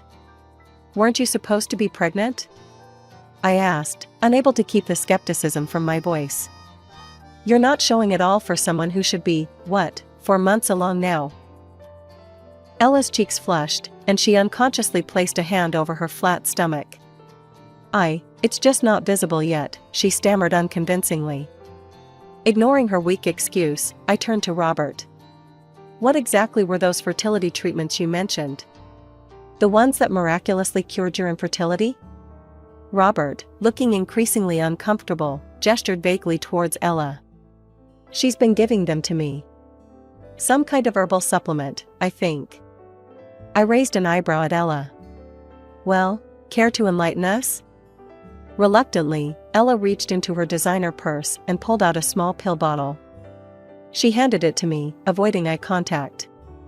As soon as I read the label, I couldn't help but laugh. Robert, I said, shaking my head, these aren't fertility drugs. They're just run-of-the-mill erectile dysfunction pills. They don't have any effect on actual fertility. Robert's face paled, his eyes darting between me and Ella. But she said. She lied, I said flatly. Then, a more serious thought occurred to me. Robert, you shouldn't be taking these, especially not with your condition. They can exacerbate the symptoms of Parkinson's disease. They might even be speeding up its progression. The color drained from Robert's face as the implications of my words sank in. He opened his mouth, likely to berate Ella, when his phone rang. The caller ID showed it was his lawyer. Robert answered, his voice shaky. Hello? Yes, this is Dr. Henderson. As he listened, I watched the last vestiges of color leave his face. His free hand, already trembling, began to shake so violently that he had to set it on the desk to steady it. I see, he said weakly. Yes, I understand. Thank you for letting me know. He ended the call and sat there, staring blankly at the phone in his hand. Robert? I prompted after a moment of heavy silence. What is it? He looked up at me, his eyes filled with a mixture of fear and desperation that I'd never seen before. It's the investors, he said, his voice barely above a whisper. They want to conduct a full audit of the clinic. They're specifically interested in how their funds for the new equipment were spent. The silence that followed the lawyer's call was deafening. I could almost hear the gears turning in Robert's head as he desperately searched for a way out of this mess. Suddenly, he looked up at me, his eyes wild with desperation. Veronica, he said, his voice trembling. I need your help. The house, or the apartment, could you sign them over to me? I could sell them, pay back the investors, and save the clinic. I stared at him, incredulous. Are you serious, Robert? You want me to give you the only things I have left after our divorce? Please, he begged, his facade of confidence completely shattered. If you don't help me, I'll lose everything. The clinic, my reputation. I'll have nothing left. I felt a surge of anger rising within me. And whose fault is that, Robert? You're the one who cheated. You're the one who threw away 32 years of marriage for a pretty young thing who batted her eyelashes at you. You made your bed, now lie in it. Ella, who had been uncharacteristically quiet, suddenly piped up. Wait a minute, she said, her eyes narrowing as she looked at Robert. Are you saying you're broke? That there's no money left? Robert turned to her, desperation evident in every line of his face. It's just temporary, sweetheart. We'll get through this together, raise our baby. Ella's laugh cut through his words like a knife. It was a cold, contemptuous sound that made even me flinch. Baby, she sneered. There is no baby, you fool. I made it all up. I thought you were loaded, that I'd be set for life. But you're just a washed-up old man who can't even keep his own clinic afloat.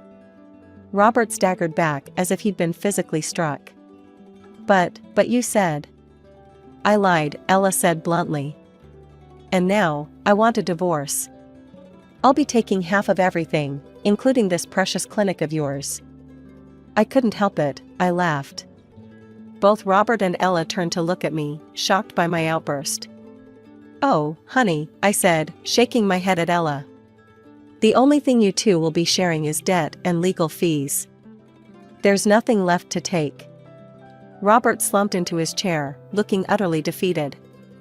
Ella's face contorted with rage as the reality of the situation sank in. I'd seen enough. Without another word, I gathered my things and headed for the door. Behind me, I could hear Ella's shrill voice rising in anger, Robert's pleading responses, but I didn't look back. As I walked to my car, my phone buzzed with a message from Dr. Chen at Radiant Transformations. There was a new project she wanted my input on, something that could potentially revolutionize our approach to patient care. Weeks passed, and I threw myself into my work at Radiant Transformations. The new project was challenging and rewarding, allowing me to apply my years of experience in innovative ways. I was so engrossed in my new life that I barely thought about Robert or the old clinic anymore. Then one evening, as I was unwinding with a glass of wine and the evening news, a familiar name caught my attention. The renowned plastic surgeon Dr. Robert Henderson has been sued for medical negligence and deliberate concealment of illness, the anchor announced. I sat up straighter, my wine forgotten as I listened intently. The story unfolded like a tragic play. Robert had been forced to pay substantial financial compensation to the patient whose facelift he had botched. Worse still, the medical board had revoked his license to practice, citing his failure to disclose his Parkinson's diagnosis as a grave breach of professional ethics. As the days went by, more news trickled in. The once prestigious Henderson Plastic Surgery Clinic was hemorrhaging clients. Its reputation, built over decades of hard work, was in tatters. Then came the final blow. The investors, upon discovering the misuse of their funds, sued the clinic. Robert, drowning in debt and legal troubles, had no choice but to sell the clinic to pay off his debts and settle the claims against him. I felt a complex mix of emotions: sadness for the downfall of something I had helped build, anger at Robert's recklessness, and a strange sense of vindication. But mostly, I felt relief that I was no longer entangled in that mess. A few days later, Dr. Chen called me into her office. Her expression was unreadable as I took a seat across from her. "Veronica," she began, "I have some news that might interest you. Radiant Transformations has just acquired a new property." I raised an eyebrow, curious. "Oh?" She smiled. "We've purchased the Henderson Plastic Surgery Clinic." For a moment, I was speechless. Of all the potential buyers, I never imagined it would be Radiant Transformations. "I see," I managed to say. "That's unexpected." Dr. Chen leaned forward, her eyes twinkling. "Here's the thing, Veronica. We need someone to manage this new acquisition.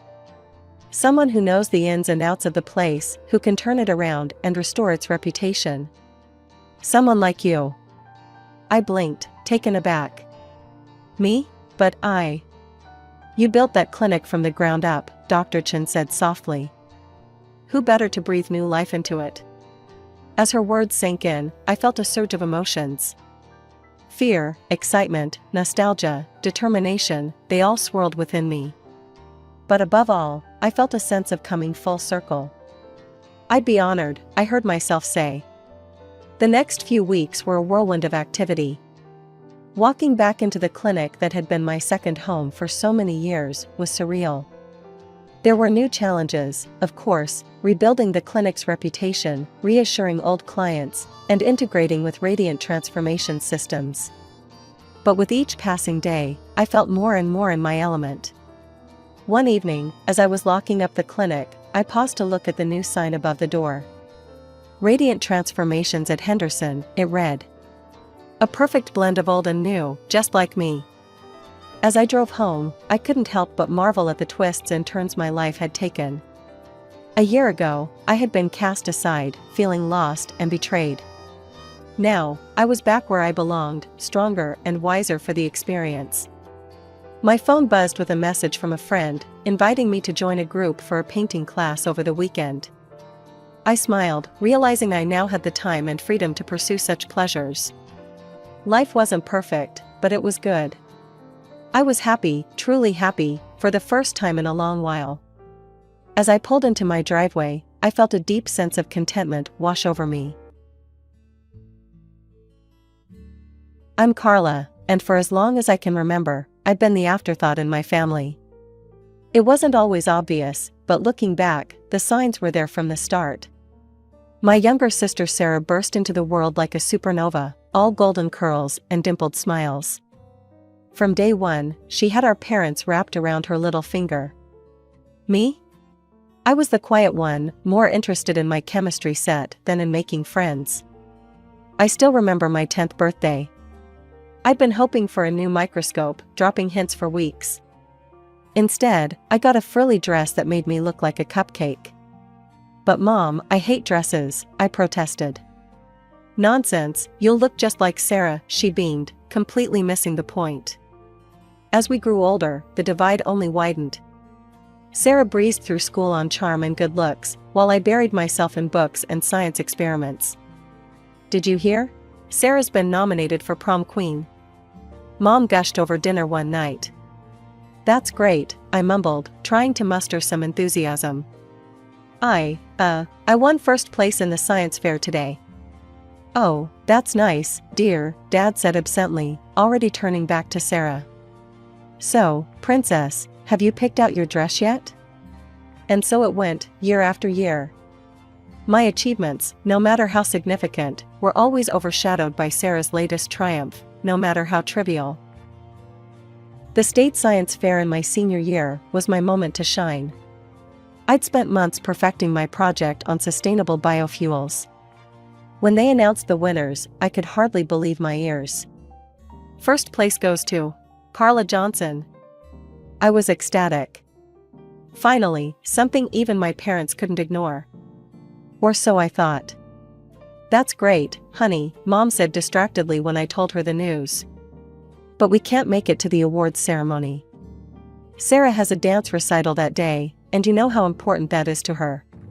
I watched them fuss over Sarah's costume and makeup, my trophy gathering dust on a shelf. It was a bitter pill to swallow, but one I was getting used to. When the acceptance letters started rolling in, I could barely contain my excitement. Full scholarship to a prestigious university? It was more than I'd dared to hope for. Mom, Dad, I got in. I burst into the living room, waving the letter. Full ride and everything. Mom glanced up from her magazine. That's nice, dear. Sarah, didn't you say you needed help picking out a prom dress? Just like that, my big moment was brushed aside. Again. But, it's a full scholarship, I tried again, my voice smaller this time. Dad patted my shoulder absently. Good job, kiddo. Sarah, princess, let's go shopping.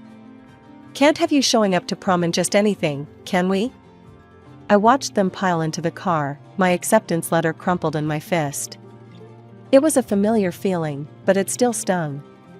Despite the lack of fanfare from my family, I packed my bags and headed off to college with high hopes. For the first time, I was free from Sarah's shadow, free to be just Carla.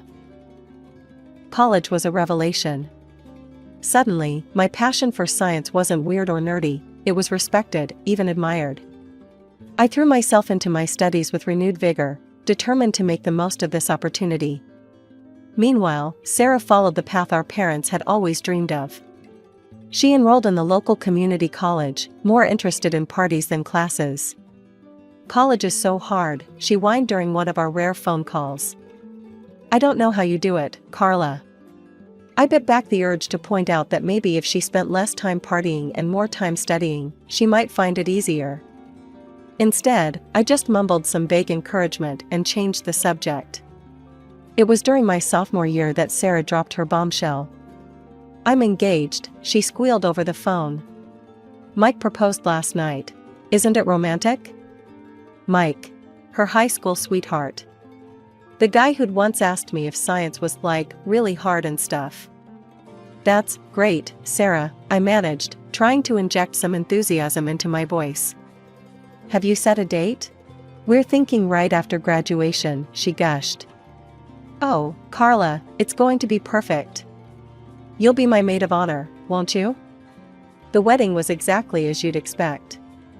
Sarah was radiant, Mike looked uncomfortable in his tux, and I stood there in my frilly pink nightmare, pasting on a smile for the photos. Isn't this perfect? Mom whispered to me during the reception.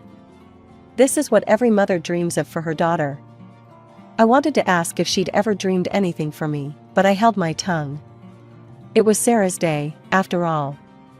As I threw myself into my studies and later my career, Sarah's life seemed to follow a script straight out of our parents' dreams. Within a year of her wedding, she announced her first pregnancy. I'm going to be a grandmother. Mom squealed over the phone. Oh, Carla, isn't it wonderful? I murmured my congratulations, trying to ignore the implicit question in her voice. When are you going to settle down, Carla? When will you give us grandchildren? Emma arrived 9 months later, a bundle of pink blankets and loud cries. I flew home for the weekend, dutifully cooing over my new niece and enduring the not-so-subtle hints from my parents. You know, Carla, Dad said, bouncing Emma on his knee. You're not getting any younger. Don't you want this for yourself? I gritted my teeth.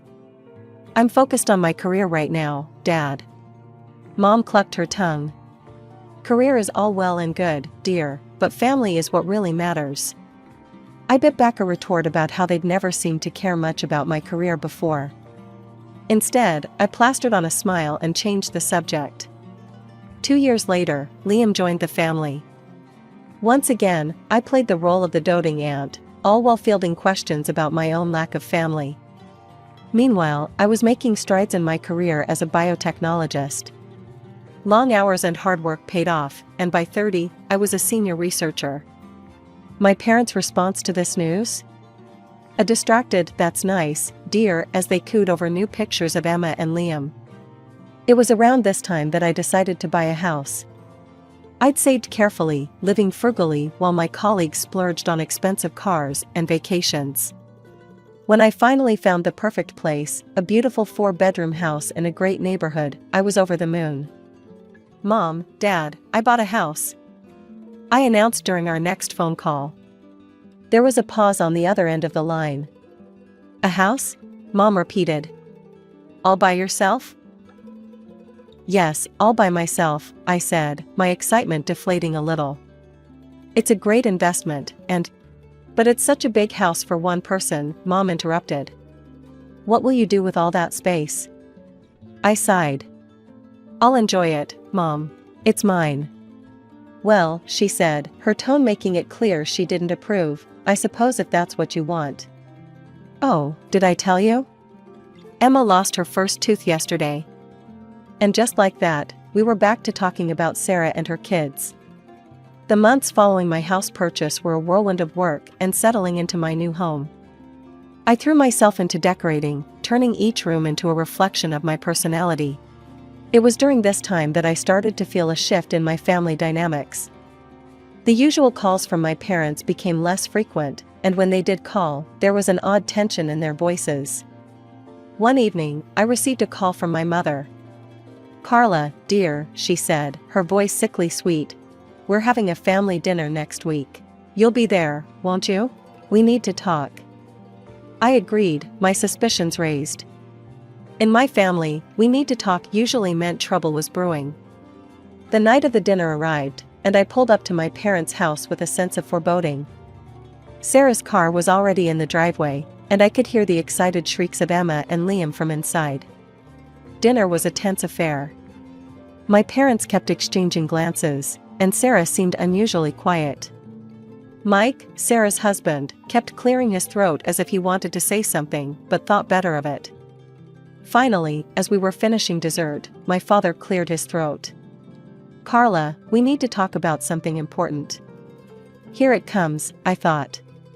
"What's up, Dad?" He glanced at my mother, who nodded encouragingly.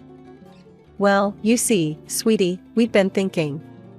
That big house of yours, it's really too much for just one person." I felt my hackles rise. "Dad, we've been over this. I like my house. It's mine." "Yes, but..." He trailed off, looking uncomfortable. My mother jumped in. "What your father is trying to say is that Sarah and her family need more space. The kids are growing, and their apartment is getting cramped." I looked at Sarah, who was suddenly very interested in her plate. "Okay, and?" "And we think," my mother continued, her voice sickly sweet, "that since you're single and have no children, you should give your house to Sarah and her family. Just give them the keys and move out." For a moment, I was speechless. I looked around the table, waiting for someone to yell, "Gotcha," and reveal it was all a joke. But all I saw were expectant faces. "You can't be serious," I finally managed. "Now, Carla," my mother said, her tone patronizing, "don't be selfish. Sarah needs her own space more than you do." "Selfish?" I repeated, my voice rising. "How is it selfish to want to keep the house I worked hard for and paid for myself?" "It's your sisterly duty to help in times of need," my father chimed in. I turned to Sarah, who was still avoiding my gaze. "And what do you have to say about this?" She shrugged, finally meeting my eyes. "Well, it would be nice to have more space for the kids." I couldn't believe what I was hearing. My own family, asking me to give up my home, acting like I was the unreasonable one for refusing. "No," I said firmly, standing up. "Absolutely not. I'm not giving up my house." As I grabbed my coat and headed for the door, I heard my father call out, "Think about it, Carla. Family should come first." The days following that disastrous family dinner were a blur of disbelief and anger. I kept replaying the conversation in my head, unable to believe my family's audacity. How could they even think to ask such a thing? My phone buzzed constantly with messages and calls from my parents and Sarah, but I ignored them all. On the third day, as I was trying to focus on work, my phone lit up with a call from a number I didn't recognize. Figuring it wasn't family, I answered. "Hello, is this Carla?" A woman's voice came through, sounding disapproving. "Yes, who's this?" "This is your Aunt Mildred." "I can't believe what I'm hearing about you, young lady. Your poor sister needs a home for her children, and you're living all alone in that big house. Shame on you." I felt my blood pressure rising. "Aunt Mildred, that's not..." In my day, she continued, not letting me get a word in. Family helped family. We didn't hoard our resources like misers. "I'm not hoarding anything," I snapped. "It's my house. I bought it with my own money." "Well," she huffed, "if you're not going to use all that space, you should at least consider donating your eggs. It's not like you're using them anyway." I was so shocked, I nearly dropped the phone. "Excuse me?" "You heard me," she said primly. "You're not getting any younger, you know. Tick-tock." I hung up without another word, my hands shaking with anger. How dare she? How dare any of them? But it didn't stop there. Over the next few days, I was bombarded with calls and messages from relatives I hadn't spoken to in years. Each one had an opinion on what I should do with my house and my life. My great-aunt Edna left a voicemail. "Carla dear, it's your great-aunt Edna. I just wanted to say, it's not too late to find a nice man and settle down. Then you'd need that big house." It was relentless.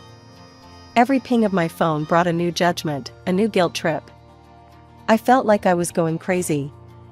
I started to dread checking my phone, wincing every time it buzzed. I threw myself into work, staying late at the lab just to avoid going home to more messages. It was during one of these late nights at work that I got sick. Nothing serious, just a bad cold, but enough that my boss insisted I take a few days off to recover. So there I was, curled up on my couch with a box of tissues, feeling miserable both physically and emotionally.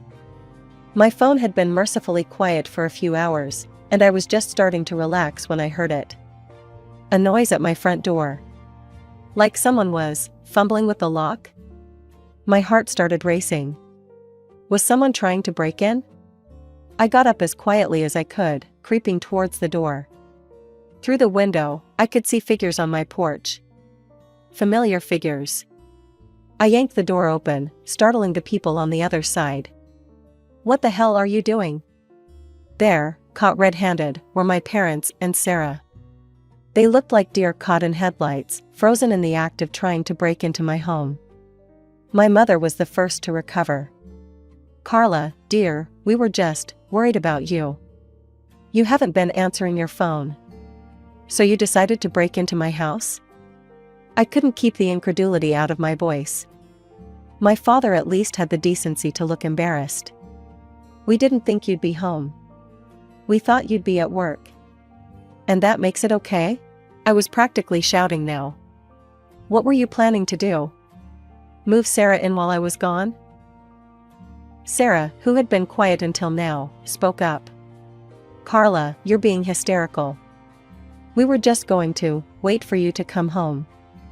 I noticed for the first time that there was a car parked behind them, loaded with boxes and furniture. My blood ran cold as I realized the full extent of their plan. "You were going to move in," I said, my voice flat. "You were actually going to move into my house without my permission." "Now, Carla," my mother started, her voice taking on that patronizing tone I knew so well. "We've discussed this. Sarah needs the space more than you do. We thought if we just took the initiative..." "You thought wrong," I cut her off. "This is my house, mine. I bought it with my own money, money I earned through hard work. You have no right to it." Just then, I noticed movement out of the corner of my eye. My neighbors, the Johnsons, were peering out their window, clearly concerned by the commotion. Mr. Johnson caught my eye and held up his phone, mouthing, "Police?"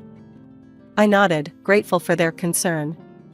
Turning back to my family, I said, "I've called the police. You need to leave. Now." "You wouldn't," my father scoffed. "Your own family?" As if on cue, the sound of sirens filled the air. My family's faces paled. The police car pulled up, and 2 officers got out. "Is there a problem here?" one of them asked, eyeing the scene warily.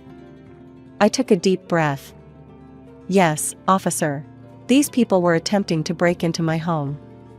"Carla," my mother gasped. "How could you?" The officers looked at my family. "Is this true?" My father started to stammer out an explanation, but the officer held up a hand.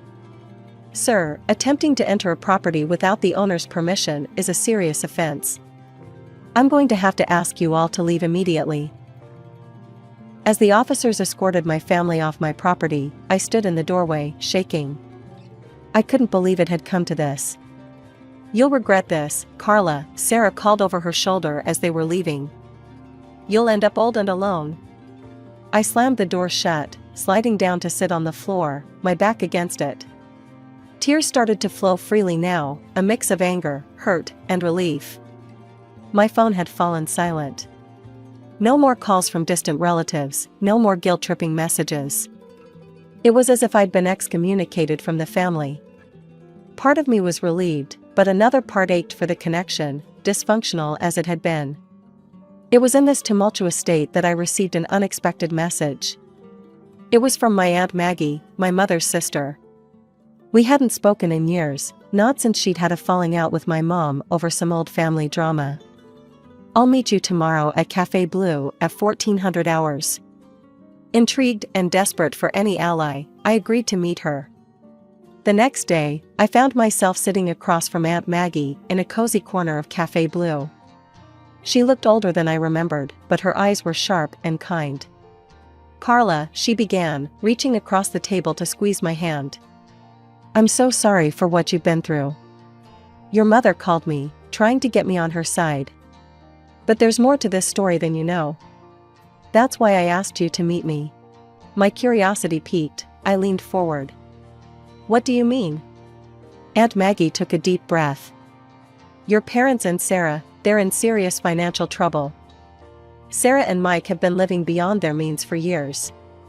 Luxury cars, designer clothes, lavish vacations, all on credit." I shook my head in disbelief. "But why? How?" "It's worse than that," Aunt Maggie continued. "Mike has a gambling problem. A bad one.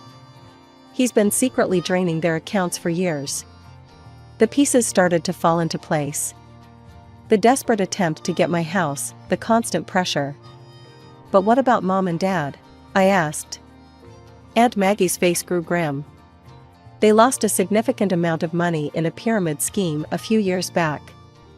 They'd been barely keeping their heads above water. They were planning to move in with Sarah and Mike as soon as they got your house."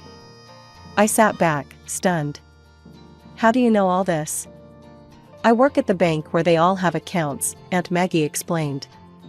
"I noticed some suspicious activity and started digging. When I confronted your mother about it, she cut me out of the family." My mind was reeling. All this time, while I'd been working hard and saving, my family had been digging themselves into a hole. And they'd tried to drag me down with them. "Carla," Aunt Maggie said gently, "I know this is a lot to take in. But I think it's time we did something about this situation. If you're willing, I have an idea." Armed with the information Aunt Maggie had shared, we decided to dig deeper. We hired a private investigator, a no-nonsense woman named Diana who came highly recommended. For weeks, we waited anxiously as Diana worked her magic. Finally, she called us in for a meeting. What she revealed left us speechless. Mike, Sarah's husband, had been leading a double life. He was involved in an affair with none other than my cousin Jenny, Uncle Bob's daughter. "He's been funneling money to her for months," Diana explained, showing U.S. bank statements and hotel receipts. "Expensive gifts, weekend getaways, you name it." "But where did he get the money?" I asked, though I feared I already knew the answer. Diana's face grew grim. "From his gambling wins, and from your parents." Aunt Maggie and I exchanged shocked glances. The betrayal ran deeper than we'd imagined. We decided to host a family gathering at my house.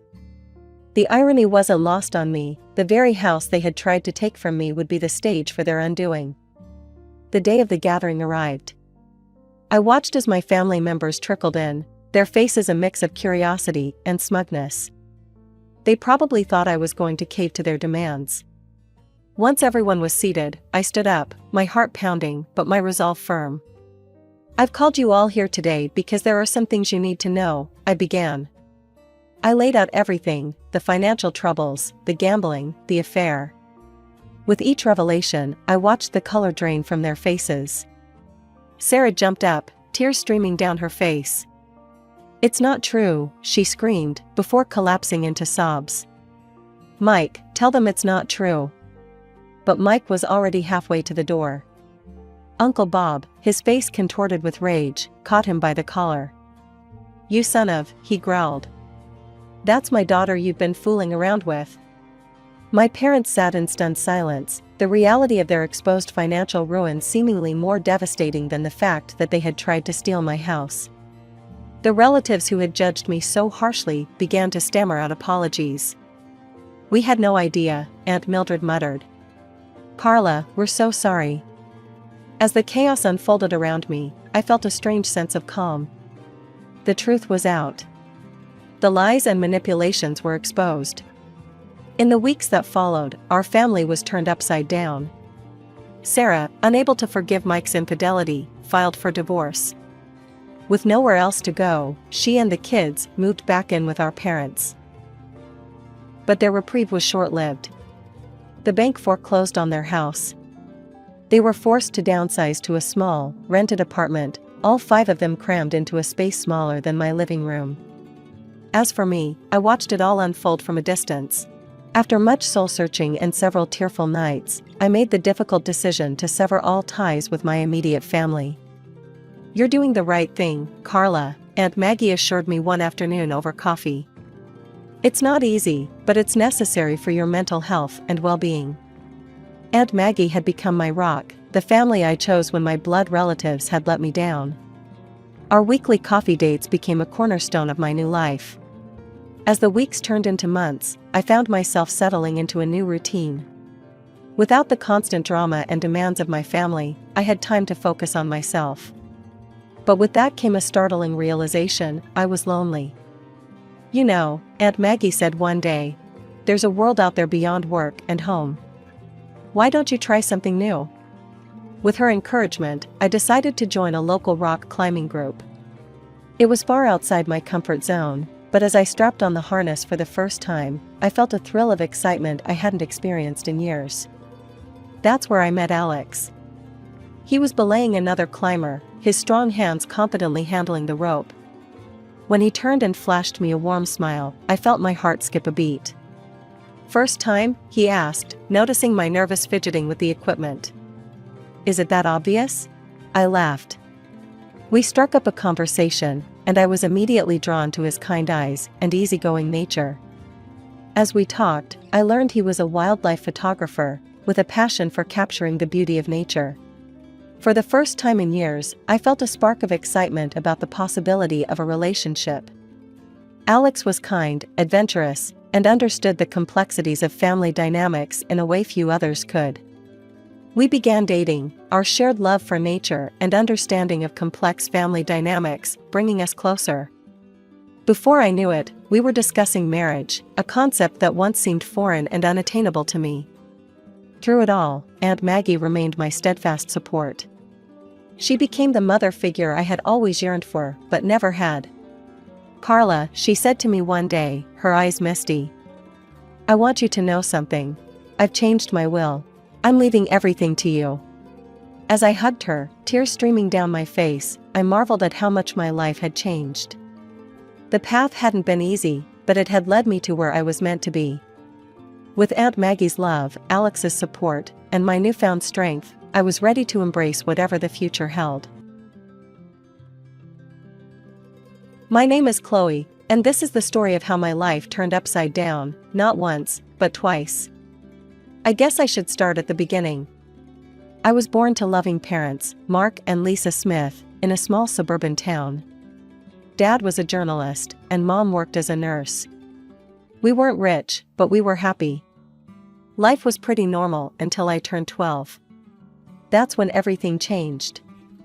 It was a rainy Tuesday evening, and my parents were driving home from a dinner party.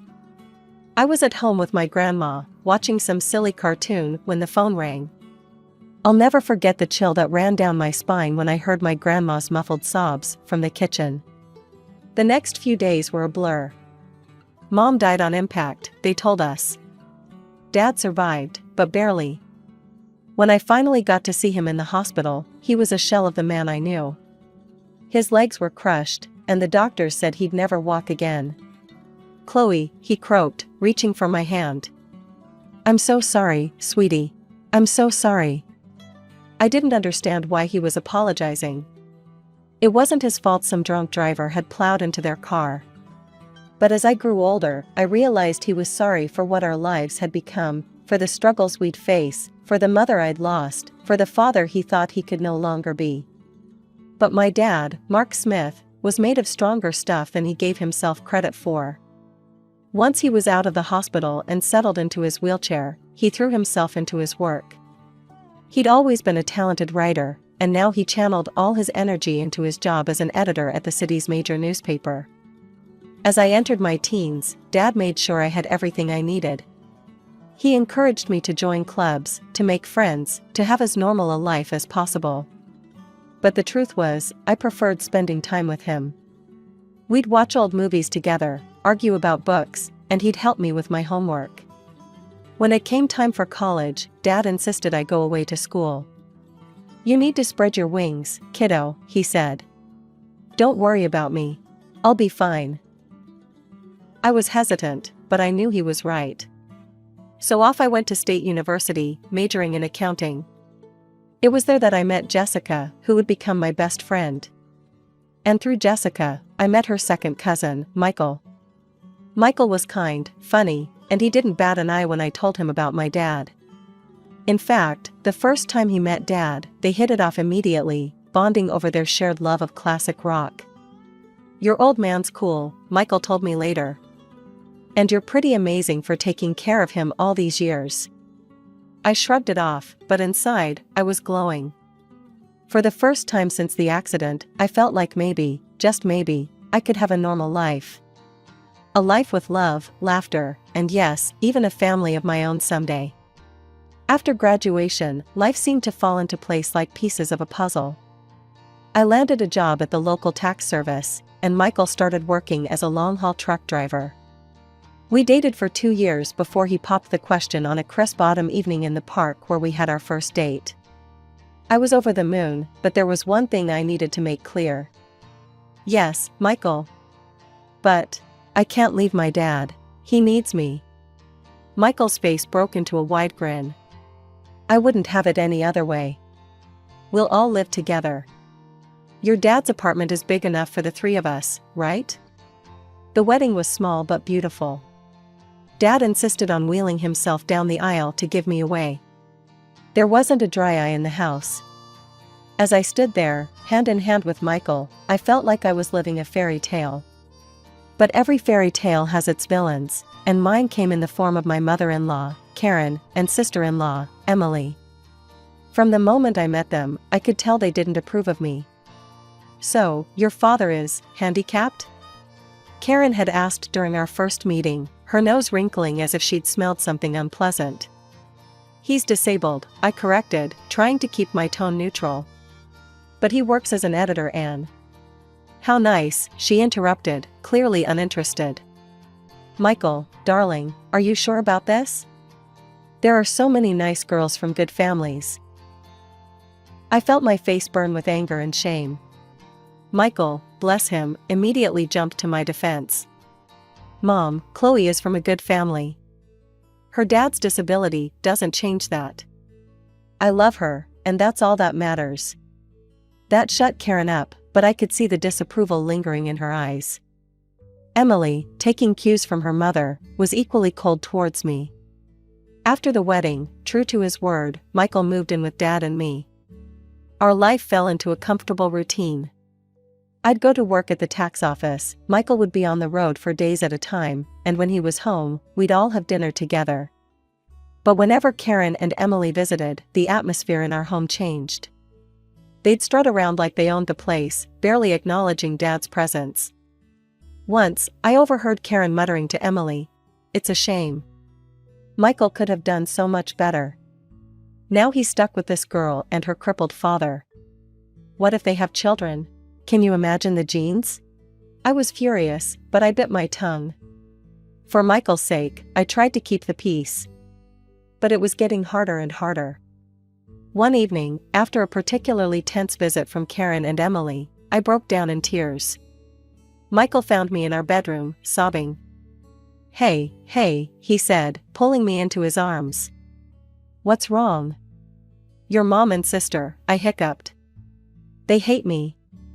They think I'm not good enough for you because of Dad." Michael's face hardened. "That's ridiculous. You and your dad are my family now. If they can't accept that, it's their problem, not ours." His words comforted me, but I couldn't shake the feeling that this was just the beginning of our troubles with Karen and Emily. As the months passed, Michael's trucking business began to flourish. He was always on the road, crisscrossing the country in his big rig. I missed him terribly when he was gone, but I threw myself into my work at the tax office and spent my evenings keeping Dad company. One crisp autumn evening, as I was helping Dad into bed, Michael called. His voice crackled with excitement over the phone. "Chloe, I've been thinking," he said. "How would you feel about buying a townhouse? It would be easier for your dad to move around in a wheelchair. He could spend more time outside. Plus, you could have a garden. Something to keep you busy when I'm on the road." The more he talked, the more I warmed to the idea. I glanced at Dad, who was pretending not to eavesdrop. "What do you think, Dad?" I asked, putting the phone on speaker. Dad's eyes lit up. "A garden would be nice," he admitted. "And it would be easier to get outside." That settled it. Over the next few weeks, we threw ourselves into house hunting. We finally found the perfect place, a spacious townhouse with wide doorways, a roll-in shower for Dad, and a beautiful backyard. Taking out a mortgage was scary, but with Michael's income and mine, plus the rent from Dad's old apartment, we managed to make it work. We moved in on a sunny Saturday in spring, and I'll never forget the look on Dad's face as he wheeled himself out onto our new patio. "This is perfect, sweetie," he said, his eyes misty. "Thank you." We spent the next few months settling in, making the place our own. I planted a small vegetable garden, and Dad would sit outside for hours, soaking up the sun and fresh air. It was idyllic. Then came the housewarming party. We invited friends, colleagues, and yes, Karen and Emily. The party was in full swing when they arrived, fashionably late as usual. They sauntered in, eyeing everything with barely concealed envy. As we moved through the house, I could see the wheels turning in Karen's head. When we reached the master bedroom, she turned to me with a sly smile. "You know, Chloe," she said, her voice low. "This would be perfect for Michael and me.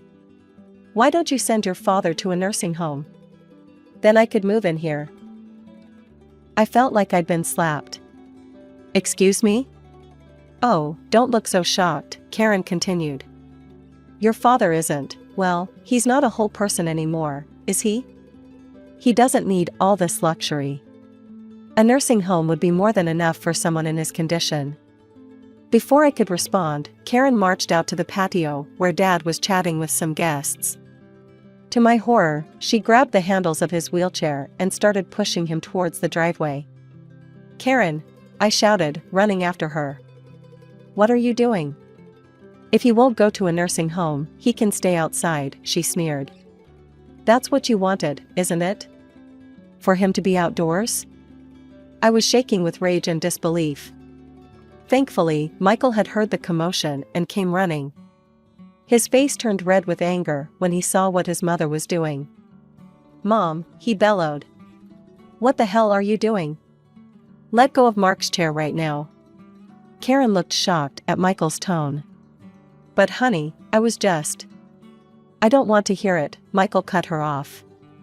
"You and Emily need to leave. Now." After they left, Michael apologized profusely to Dad and me. I'm so sorry, he said, his voice breaking. I had no idea she would. I'm just so sorry. Dad reached out and patted Michael's hand.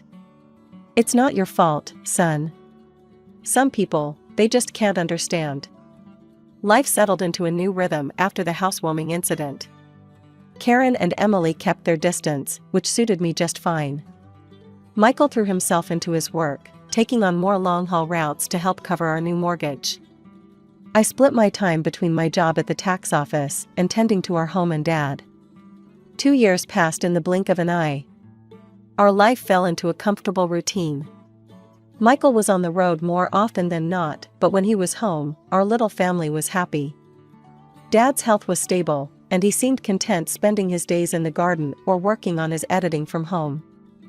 Then came the call that shattered my world. I was at work when my phone rang. An unfamiliar male voice greeted me. Mrs. Thompson? This is Officer Rodriguez from the Highway Patrol. My heart dropped into my stomach. Yes? I managed to squeak out. I'm sorry to inform you that your husband, Michael Thompson, has been in a serious accident. The rest of the conversation was a blur. Words like head-on collision and didn't make it floated around me, but I couldn't process them. It wasn't until I heard myself thanking the officer and hanging up that reality began to sink in. Michael was gone. The next week was a haze of grief and disbelief. I moved through the motions of planning the funeral like a robot, barely able to comprehend what was happening. The day before the funeral, I steeled myself and called Karen. I thought she deserved to hear about her son's death from me, not from some impersonal newspaper obituary. Hello? Karen's sharp voice answered. Karen, it's Chloe, I said, my voice trembling. It's about Michael. He's gone.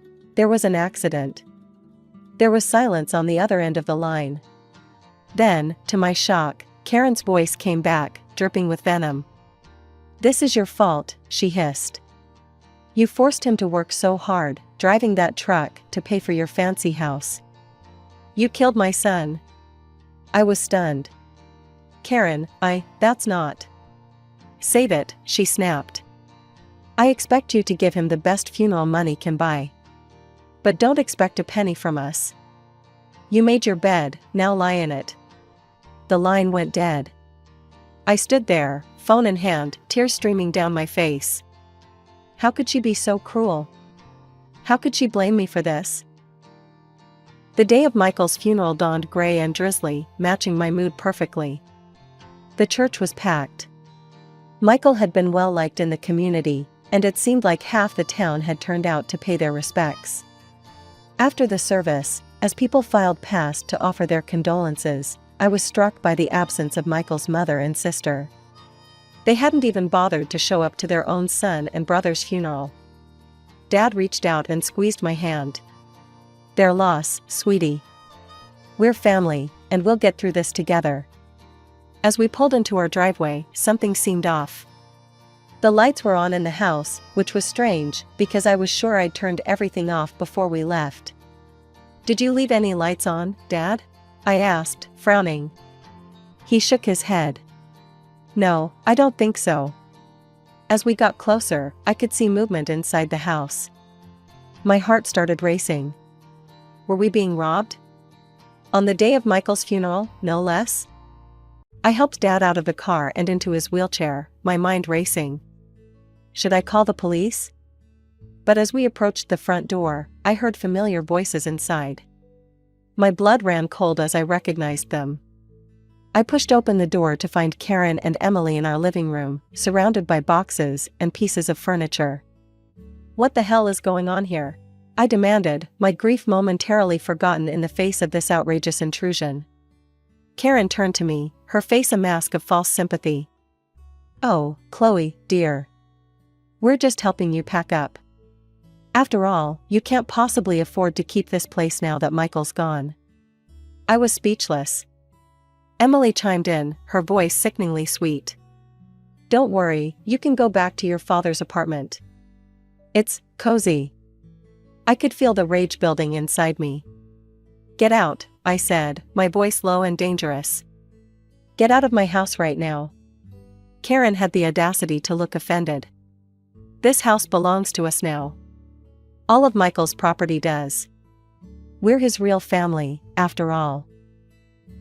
Like hell you are, I exploded. Where were you today? At his funeral? Oh, that's right, you couldn't be bothered to show up. Karen waved her hand dismissively. We were busy making arrangements. Now, be a good girl and start packing. We'll need you out by tomorrow. I couldn't believe what I was hearing. These women hadn't shed a tear for Michael, hadn't even attended his funeral, and now they were trying to kick us out of our home? I'm calling the police, I said, pulling out my phone.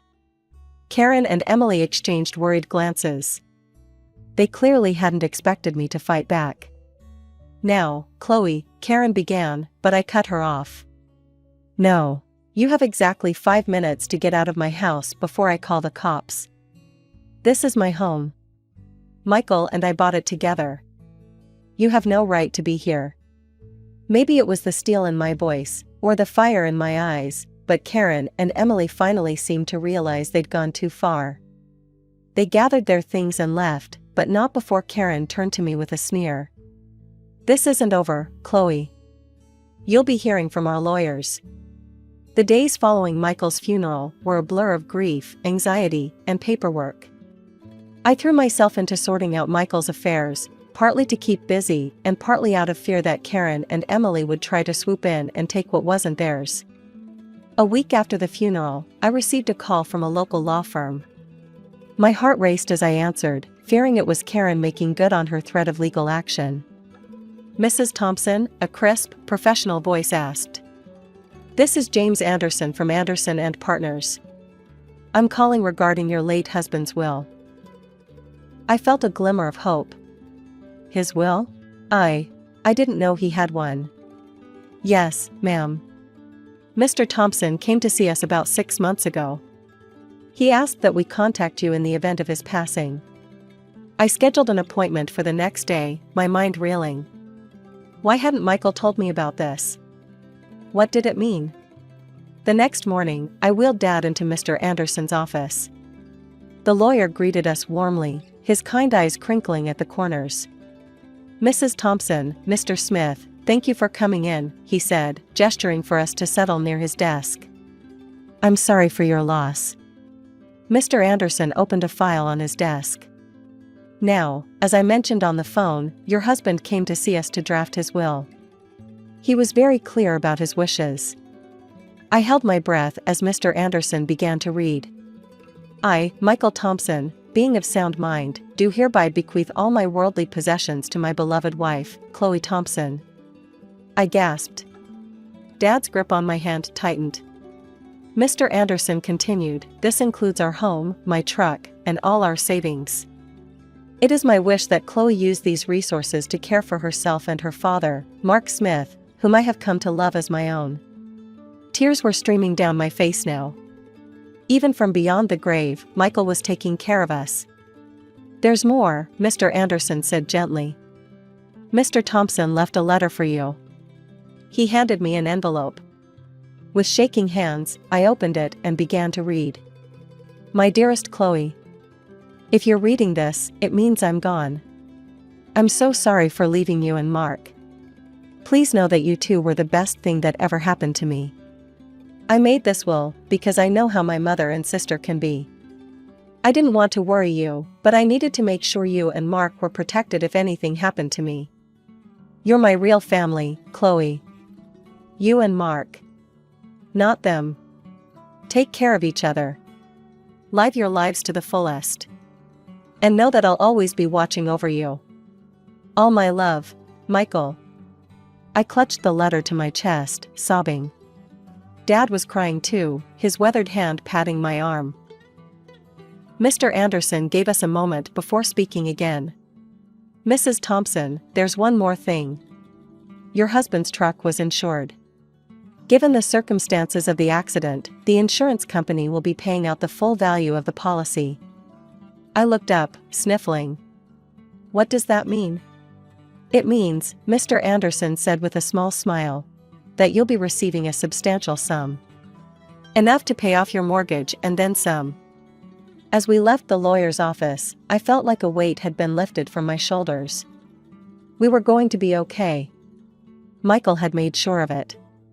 As we pulled into our driveway, I noticed a familiar car parked on the street. My heart sank as I recognized Karen's sleek sedan. "Oh no," I muttered. "What now?" Sure enough, Karen and Emily were waiting on our front porch. But this time, I wasn't afraid. I had Michael's letter in my pocket and the strength of his love in my heart. "Chloe," Karen began as we approached, her voice sickly sweet. "We need to talk about Michael's estate." I stood tall, looking her straight in the eye. "No, Karen. We don't. Michael left everything to me. It's all legal and official. And do you want to know why? Because we were his real family. Not you. Now, please leave.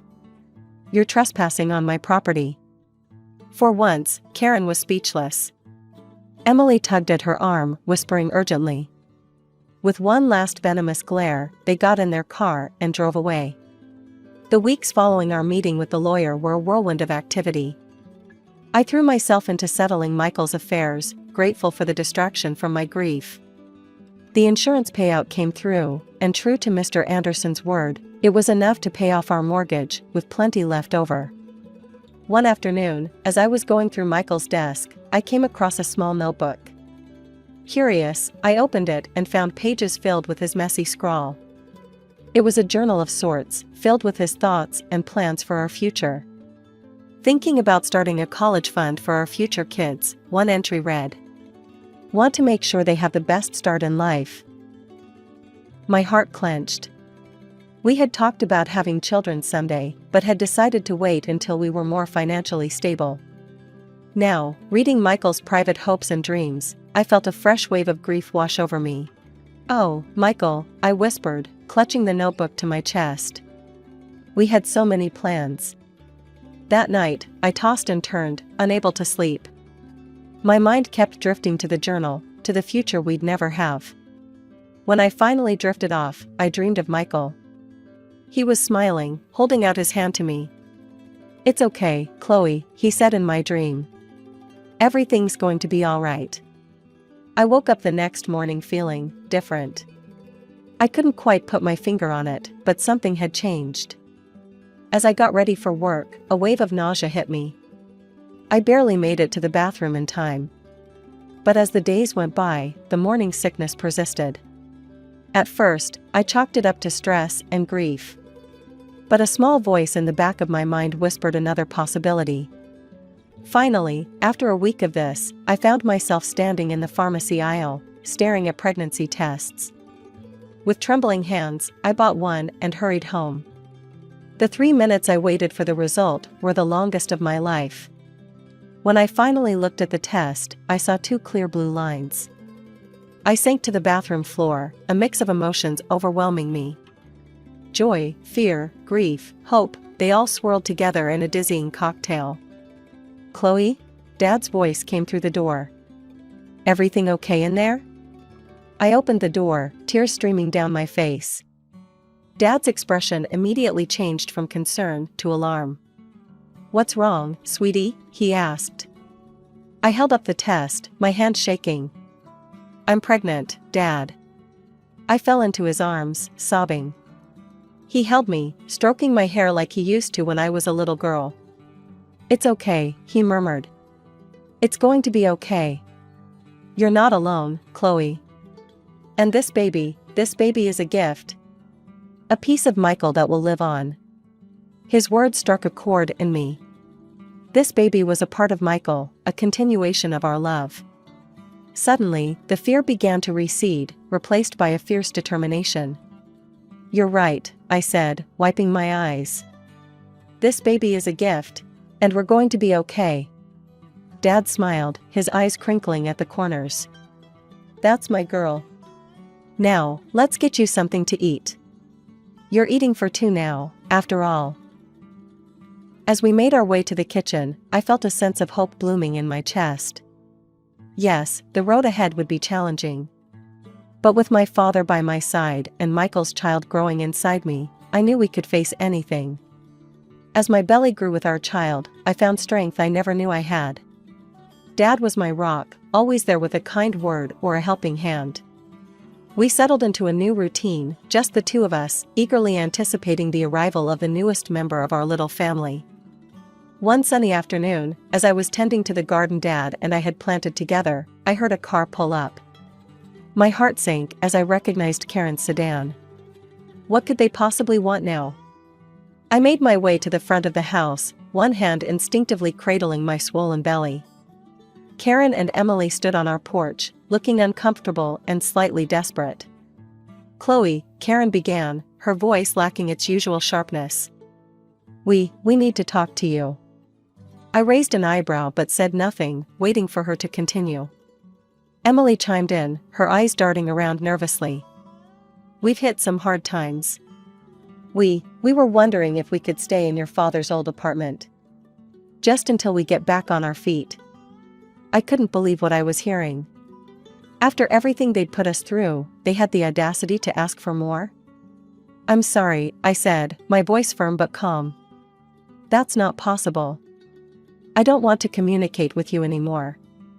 Karen's eyes narrowed as they fell on my pregnant belly. Her face contorted with a mix of shock and disgust.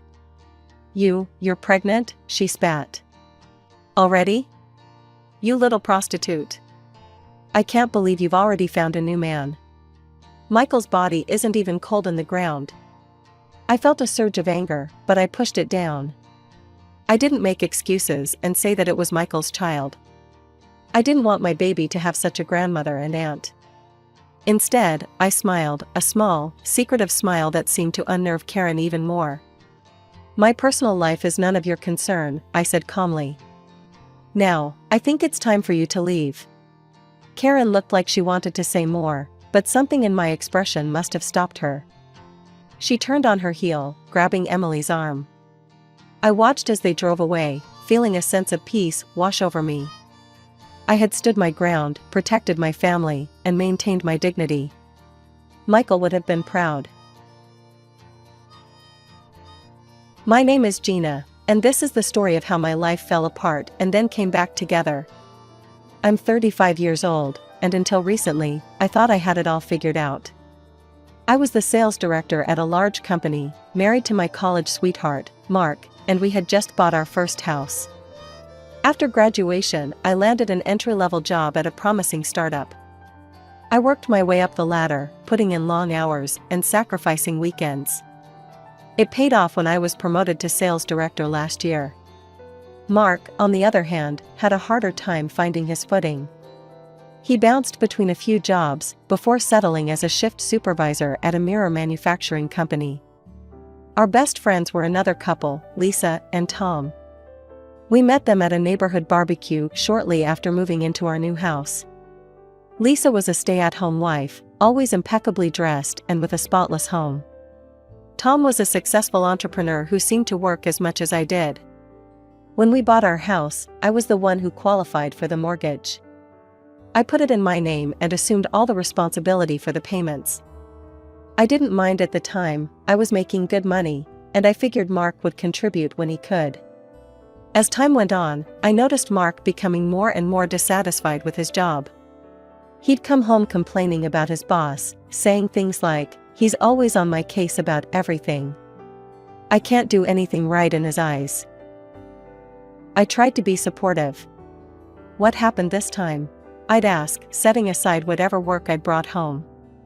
"He called me out for being 5 minutes late," Mark would huff. "As if that makes a difference. And then he had the nerve to tell me how to talk to the clients. I'd been doing this job for years." I'd listen and nod, but inside I was growing frustrated. These seemed like normal workplace interactions to me, not the personal attacks Mark made them out to be. One day, Mark came home earlier than usual. I was in the middle of a conference call, but excused myself when I saw his face. "What's wrong?" I asked, muting my laptop. "I quit," he said simply. I felt like I'd been punched in the gut. "You what?" I couldn't take it anymore. My boss made another comment about my attitude, and I just snapped. I told him where he could shove his job and walked out. I took a deep breath, trying to calm the panic rising in my chest. Mark, we have a mortgage. We can't afford for you to be unemployed right now. He waved off my concern. I'll find something better. Something where I'm appreciated. I wanted to scream. Instead, I just nodded and went back to my call. After Mark quit his job, our lives changed dramatically. I took on extra shifts and increased my workload, desperate to keep up with our mortgage payments and daily expenses. My days became a blur of meetings, sales calls, and late nights at the office. I was exhausted, but I didn't see any other choice. Meanwhile, Mark seemed to be in no hurry to find new employment. He'd occasionally mention an interview he'd been to, but there was always some reason it wasn't the right fit. The commute would be a nightmare, he'd say, or, the boss seemed like a real jerk. I tried to be patient, but my frustration grew with each passing day. One evening, I came home late to find Mark lounging on the couch, watching TV. Hey, I said, dropping my bag by the door. Have you eaten? He looked up at me, frowning.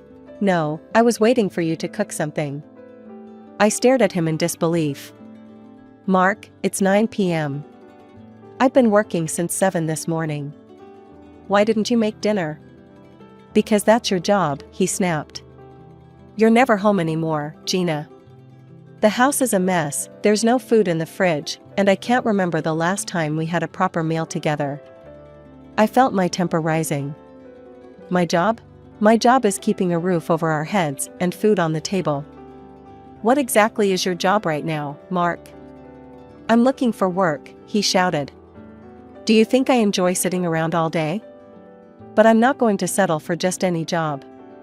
I deserve better than that. I took a deep breath, trying to calm myself. I understand that, but we can't afford for you to be so picky right now. We have bills to pay. Always about the money with you, he muttered. What happened to supporting each other through thick and thin? I am supporting us, I said quietly. But I need you to meet me halfway. Please, just try harder to find something. Anything. We can reassess once we're more stable. Mark didn't respond. He just turned back to the TV, effectively ending the conversation. I went to bed hungry and angry that night, wondering how much longer I could keep this up. The next day, I met Lisa for coffee during my lunch break. She looked fresh and relaxed, her hair perfectly styled and her nails freshly manicured. Gina, honey, you look exhausted, she said, concern in her voice. Are you getting any sleep at all? I sighed, sipping my double espresso. Not much. Work's been crazy, and things at home are tense. Lisa reached out and patted my hand. You're working too hard. You need to take care of yourself, relax a little. Tom always says a happy wife makes for a happy life. I bit back a retort. Lisa meant well, but she had no idea what my life was like. It's not that simple for us right now, I said instead. But I'm sure things will get better soon. As the weeks went by, the tension in our house grew thicker. Mark's job search seemed to be going nowhere, and I was stretching myself thin, trying to keep everything afloat. Our conversations, when we had them, were short and often ended in arguments. One evening, I came home to find Mark dressed up, ready to go out. Where are you going? I asked, surprised. Out with the guys, he replied, not meeting my eyes. We're going to play golf. Golf? At this hour? I was skeptical, but too tired to argue. Whatever. Have fun. As he left, I couldn't shake the feeling that something wasn't right. But I pushed it aside, focusing instead on the mountain of work I'd brought home. The next day, I decided I needed a break. I took a rare day off from work and planned to surprise Mark with a weekend getaway. When I called to tell him, he seemed distracted. This weekend? I can't. I've got plans with the guys again. I felt my heart sink. Again? Can't you reschedule? No, it's important. Sorry, babe. He hung up before I could respond. Frustrated and hurt, I called Lisa. Maybe she and Tom would want to do something. Oh, Gina, Lisa's voice was apologetic. We'd love to, but Tom and I are visiting my parents this weekend. Rain check? I agreed, trying not to sound as disappointed as I felt. It seemed like everyone had plans except me. On a whim, I decided to go shopping. Maybe a little retail therapy would lift my spirits. As I was browsing through a department store, I heard a familiar voice. Gina, what are you doing here? I turned to see Tom, Lisa's husband, looking surprised and slightly uncomfortable. Tom, I thought you and Lisa were visiting her parents this weekend? His brow furrowed in confusion. Her parents? No, we didn't have any plans. Lisa said she was spending the night at your place. My blood ran cold. What? No, she's not with me. She told me you two were out of town. We found a quiet cafe and sat down. Tom looked grim as he spoke. I've had suspicions for a while now, he said. Lisa's been acting strange, always on her phone, making excuses to go out. I think our spouses might be having an affair. The world seemed to tilt on its axis. I couldn't breathe. No, I whispered. They wouldn't. But even as I said it, pieces started falling into place. Mark's mysterious outings, Lisa's constant presence in our home, the way they looked at each other. Tom reached across the table and squeezed my hand. I'm going to hire a private investigator. We need to know for sure. And we don't let on that we suspect anything. Can you do that, Gina? I took a deep breath and straightened my shoulders. Yes, I can. As I drove home that evening, my mind was reeling. How had I not seen this coming? I walked into our house, half expecting to catch Mark and Lisa in the act. But the house was empty and quiet. Mark came home late, smelling of alcohol and mumbling about a great game of golf. The next 2 weeks were excruciating. I went through the motions of daily life, pretending everything was normal, while my insides churned with suspicion and dread. Mark continued his golf outings and job hunting charade, and I feigned belief in his increasingly transparent lies. One afternoon, my phone buzzed with a text from Tom. We need to talk. Meet me at the cafe in an hour. My heart raced as I made an excuse to leave work early. When I arrived at the cafe, Tom was already there, a thick manila envelope on the table in front of him. He slid the envelope across to me without further ado. With trembling hands, I opened it and began to look through the contents. There were photographs, credit card statements, hotel receipts, and transcripts of text messages. It was all there in black and white, irrefutable evidence of Mark and Lisa's betrayal. How long? I managed to choke out. Tom's voice was flat. At least 6 months, according to the investigator. Maybe longer. I felt like I might be sick. 6 months. Half a year of lies, of me working myself to the bone while Mark. There's more, Tom said quietly. Gina, you need to check your bank accounts. All of them. Confused, I pulled out my phone and logged into my banking app. What I saw made my blood run cold. My savings account, the one I'd been quietly building up for years as an emergency fund, was empty. With shaking fingers, I checked my credit card balance, which I had given Mark to pay for gasoline. Maxed out. He's been funding their little adventure with your money, Tom said, his voice tight with anger. Fancy dinners, hotel rooms, gifts for Lisa. All on your dime. The shock gave way to a fury I'd never experienced before. All those times I'd come home exhausted, all the extra hours I'd put in, all the sacrifices I'd made, and this is how Mark repaid me? What are you going to do? I asked Tom, my voice surprisingly steady. He leaned back, a cold smile on his face. I'm going to divorce Lisa and take her for everything she's worth. And then some. He paused, looking at me intently. The question is, what are you going to do, Gina? I took a deep breath, my mind racing. I want revenge, I said slowly. But I want them to suffer. I want them to feel as humiliated and betrayed as I do right now." Tom nodded approvingly.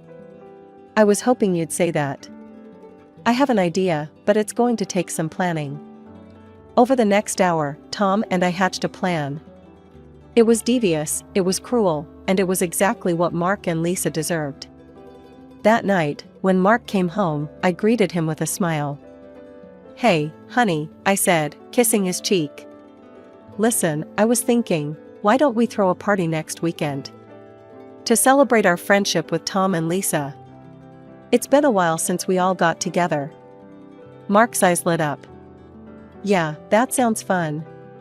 I'm sure Lisa would love to help plan it." As I turned away, ostensibly to start dinner, I allowed myself a small, grim smile. Mark and Lisa had no idea that their perfect little world was about to come crashing down around them. The week leading up to the party was a masterclass in deception. I threw myself into the preparations with a manic energy, playing the role of the perfect hostess.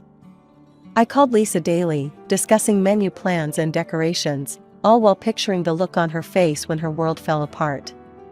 The day of the party arrived, and our house was transformed. I had outdone myself with the decorations and food, determined that everything should be perfect for the grand finale. Guests started arriving in the early evening. I played the gracious host, making small talk and ensuring everyone's glasses were full. Tom arrived alone, explaining that Lisa would be there shortly. She was picking up a special dessert. When Lisa finally swept in, she was the picture of domestic perfection. Her hair was immaculate, her dress flattering, and in her arms was an elaborate cake. "Sorry I'm late," she trilled, air-kissing my cheek. I wanted everything to be just right. As the evening progressed, I watched Mark and Lisa carefully. To the casual observer, there was nothing untoward in their interactions. But now that I knew what to look for, their stolen glances and subtle touches were glaringly obvious. Finally, as the sky outside darkened, Tom stood up and clinked his glass for attention. "Everyone, if I could have your attention please," he said, his voice carrying across the room. "Gina and I have prepared a little entertainment for you all. If you'd like to gather outside, we've set up a screen for an interesting film." There was a murmur of excitement as our guests filed out onto the back lawn. Mark looked at me, confused. "What's this about?" he asked. I smiled sweetly. "Oh, just a little trip down memory lane. Come on, you don't want to miss this." Outside, everyone settled onto blankets and chairs, facing the large screen we'd set up. Tom started the projector, and at first, it showed innocent scenes, the four of us on various outings, laughing and having fun. I saw Lisa relax, probably thinking this was just a sentimental slideshow. How wrong she was. Suddenly, the music changed, becoming darker, more ominous. The images on the screen shifted, showing Mark and Lisa in various compromising positions, leaving hotels together, kissing in a car, entering our house when I was at work. A collective gasp went up from the audience.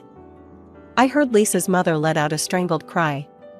Mark jumped to his feet. "What the hell is this?" he demanded.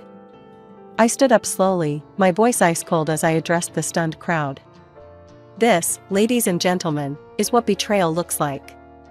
While Tom and I worked ourselves to the bone, our spouses were carrying on an affair behind our backs. Lisa was sobbing now, mascara running down her face. "Gina, please, I can explain." "Explain?" I cut her off. "Explain how you've been sleeping with my husband for months. Explain how you've been spending my hard-earned money on your little trysts." Tom stepped forward, his face grim. "Lisa, don't bother coming home. I've already changed the locks. You'll be hearing from my lawyer." The party dissolved into chaos. Guests were whispering furiously among themselves. Lisa's parents were berating her, her father's face purple with rage. As the shocked murmurs of the guests subsided, I steeled myself for what I knew I had to do next. I walked back into the house, retrieved the manila envelope from my desk drawer, and returned to the lawn. Mark was still standing there, looking shell-shocked and pale. I thrust the envelope into his hands. "Here are the divorce papers, Mark. I want you out of my house tonight, and I'll be demanding compensation from both you and Lisa for your betrayal. Mark fumbled with the envelope, his hands shaking. Gina, please, we can talk about this. I can explain. There's nothing to explain, I cut him off coldly. You've said enough with your actions. Now leave. He stood there, divorce papers in hand, looking as if he'd been slapped. Guests were approaching me, offering sympathetic words and support. In the middle of the lawn, Lisa had sunk to her knees, mascara running down her face as she pleaded with Tom. Please, Tom, don't divorce me. I made a mistake. We can work through this. To my surprise, Mark rushed over to Lisa. He grabbed her arm and hissed, "Get up. Don't humiliate yourself like this. We can start over, make a new life together." Lisa's tear-streaked face contorted with fury. She yanked her arm away from Mark and spat. "Start over? With you? I don't need an unemployed man who can only pay compliments. I need someone who can actually support me." As the last of the guests trickled out, offering final words of support, Tom approached me. His face was a mask of controlled anger, but his voice was gentle when he spoke to me. "Gina, if you need any help, legal, financial, anything, please don't hesitate to call me. We're in this together, okay?" I nodded, grateful for his support. "Thank you, Tom. The same goes for you." As Tom left, I turned to Mark, who was standing alone, looking lost. "I want you gone by morning. Leave your keys on the kitchen counter." I turned my back on him and walked into the house, closing the door firmly behind me. Through the window, I watched as he slowly made his way down the driveway and out of sight. The house felt eerily quiet after the chaos of the evening. I sank onto the couch, emotionally and physically exhausted. Tears threatened to spill, but I held them back. I was sad, yes, mourning the death of my marriage and what I thought was a close friendship. But underlying that sadness was a sense of calm, even relief. For months, I had been carrying the weight of an unemployed, dissatisfied husband. I had worked myself to the bone, trying to keep our life afloat while he contributed nothing but complaints. Now, that burden was lifted. Yes, the road ahead would be difficult, but for the first time in a long time, I felt free. In the weeks following the explosive revelation at the party, life took on a new rhythm. I threw myself into work, finding solace in the familiar routine of sales reports and client meetings. But unlike before, I made sure to maintain a healthier balance, reducing my overtime and actually using my vacation days. One afternoon, as I was leaving the office, I ran into Tom. He looked tired but determined. "Gina," he greeted me with a nod. "How are you holding up?" I managed a small smile. "I'm doing okay. How about you? Any news?" Tom's face hardened. "The divorce is final. I kicked Lisa out of the house last week." I wasn't surprised, but I still felt a twinge of something. Not quite sympathy, but a sense of shared experience. "How did she take it?" He shrugged. "Not well. Apparently, her parents meant what they said at the party. They refused to take her in or help her financially." I raised an eyebrow. "Really? That seems harsh." "They're old-fashioned. Adultery is a big deal to them." Tom sighed. "Last I heard, she's working as a sales clerk at some department store downtown." The irony wasn't lost on me. Lisa, who had always looked down on my career, was now forced to work a job she would have considered beneath her. "What goes around comes around, I suppose," I murmured. Tom nodded grimly. "How are things with Mark?" I rolled my eyes. "He won't stop calling and texting. Keeps begging for another chance.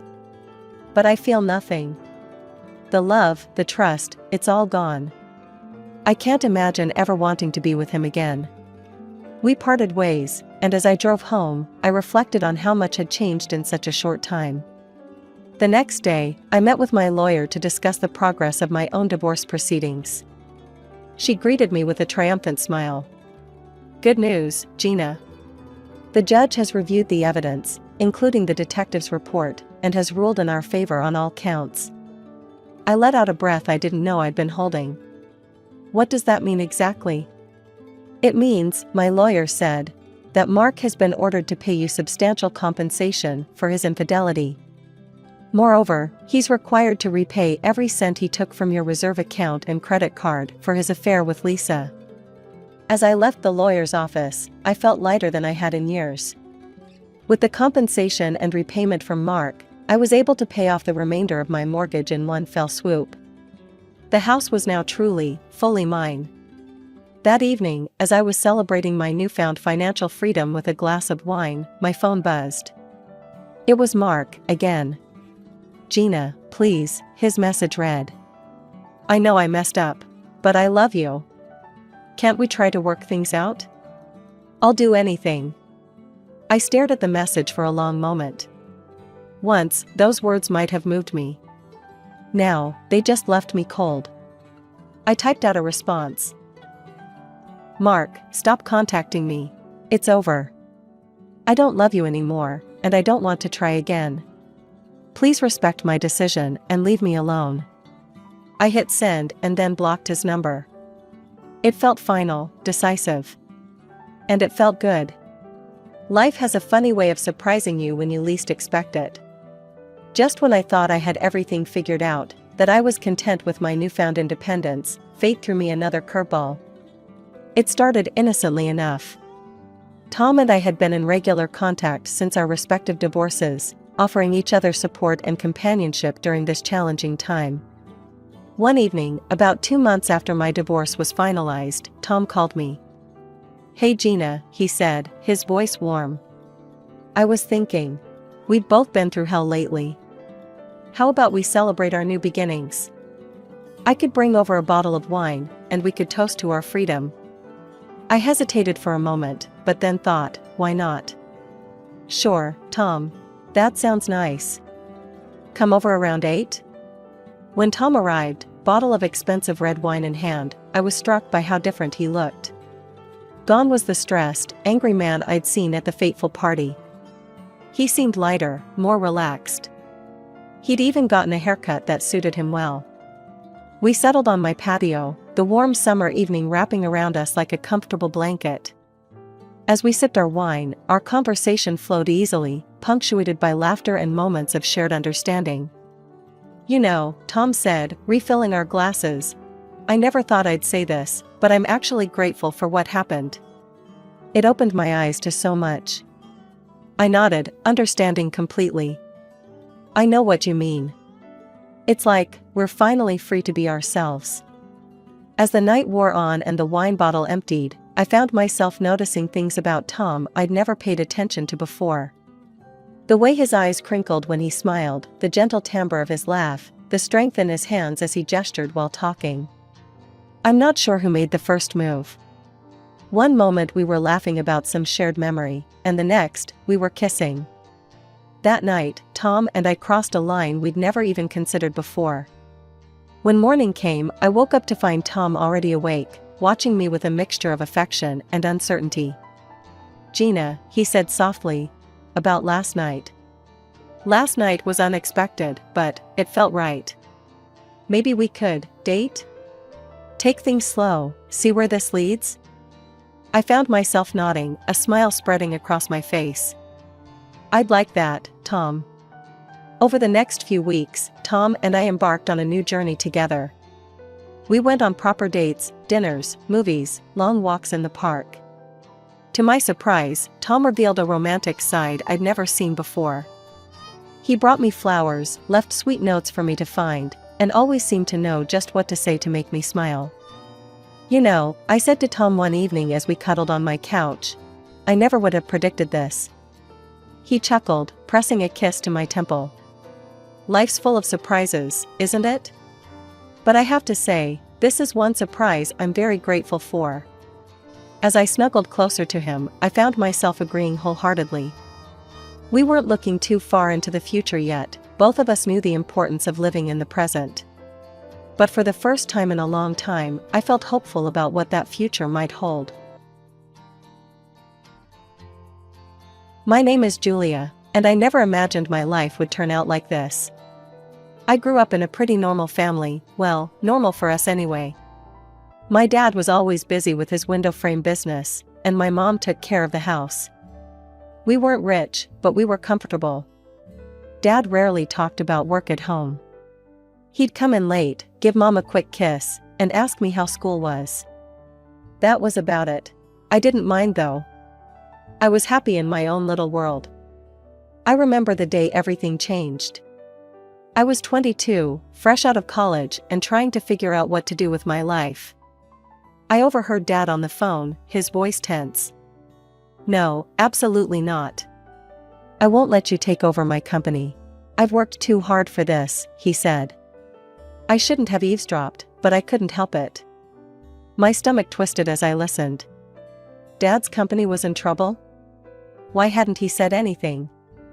That night at dinner, I watched him closely. He seemed normal, joking with Mom about her overcooked pot roast.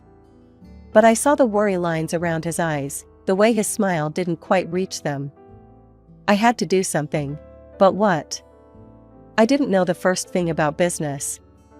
Still, I couldn't just sit back and watch my family's livelihood get destroyed. The next day, I did some digging.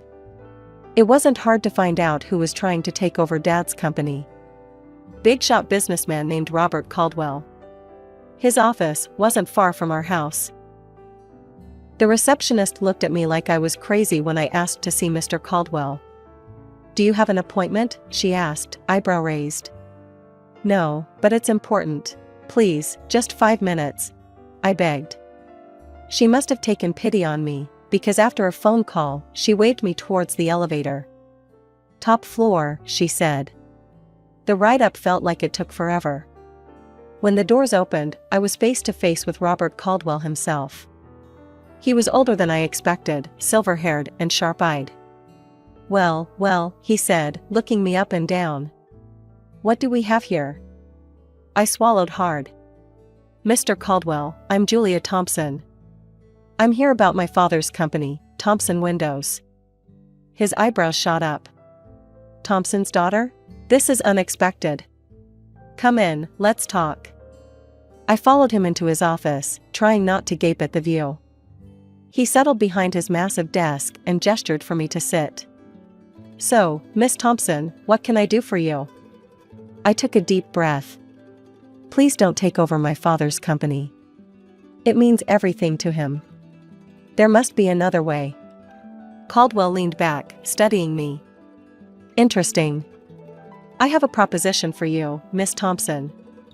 I'll leave your father's company alone, if you agree to marry my son." I stared at him, sure I'd misheard. "Excuse me?" "You heard me. Marry my son, make him grow up a little. Do that, and your father's company is safe." I left Caldwell's office in a daze. Marry his son? Was he insane? But the more I thought about it, the more I realized I didn't have much choice. It was either this, or watch my father's life's work crumble. The next day, I found myself back in that intimidating office. Caldwell was waiting, a smug smile on his face. "So, Miss Thompson, have you made your decision?" I took a deep breath. "Yes. I'll do it. I'll marry your son." Caldwell clapped his hands together. "Excellent. Let's introduce you two, shall we?" Before I knew it, I was being ushered into another room. And there he was, Caldwell's son. I'd expected some stuffy businessman type, but the man who stood up to greet me was anything but. He was tall, with messy dark hair and a crooked smile. "Hey," he said, extending his hand. "I'm Jack. You must be Julia?" I shook his hand, trying not to show my surprise. "Yeah, that's me." Jack's father cleared his throat. "I'll leave you two to get acquainted." As soon as the door closed behind him, Jack's casual demeanor vanished. He ran a hand through his hair, looking uncomfortable. "Look, I'm sorry about this. My dad, he's got some pretty old-fashioned ideas." I shrugged, trying to seem nonchalant. "It's fine. We're both adults, right? We can handle this." Jack laughed, but it sounded forced. Yeah, sure. Just a casual arranged marriage. No big deal. We spent the next hour talking, and I hate to admit it, but Jack was kind of interesting. He was smart and funny, even if he did seem a bit irresponsible. I could see why his father wanted him to grow up. Over the next few weeks, Jack and I started dating, if you could call it that. We went out to dinners, movies, the usual stuff. But there was always this undercurrent of awkwardness. We both knew this wasn't real, no matter how much we pretended. And so, 6 months after that fateful meeting in Caldwell's office, I found myself walking down the aisle. My dad looked so proud, so happy. He had no idea of the deal I'd made to save his company. As I said my vows, I looked into Jack's eyes. There was no love there, not really. But there was friendship, and maybe that could be enough. The reception was a blur of congratulations and champagne. Jack's mother, Elizabeth, cornered me at one point, her smile tight. "Welcome to the family, dear," she said, her voice dripping with insincerity. "I do hope you'll make Jack happy." I plastered on my best fake smile. "I'll certainly try, Mrs. Caldwell." As we left for our honeymoon, I caught a glimpse of my father-in-law. He was beaming, clearly pleased with himself. I felt a flash of anger. This was all just a game to him. The first few years of our marriage were interesting, to say the least. Jack and I settled into a routine of sorts. We lived in a nice house, courtesy of his father's wealth, but it felt more like we were roommates than husband and wife. I tried my best to be a good influence on Jack. Slowly but surely, I saw changes in him.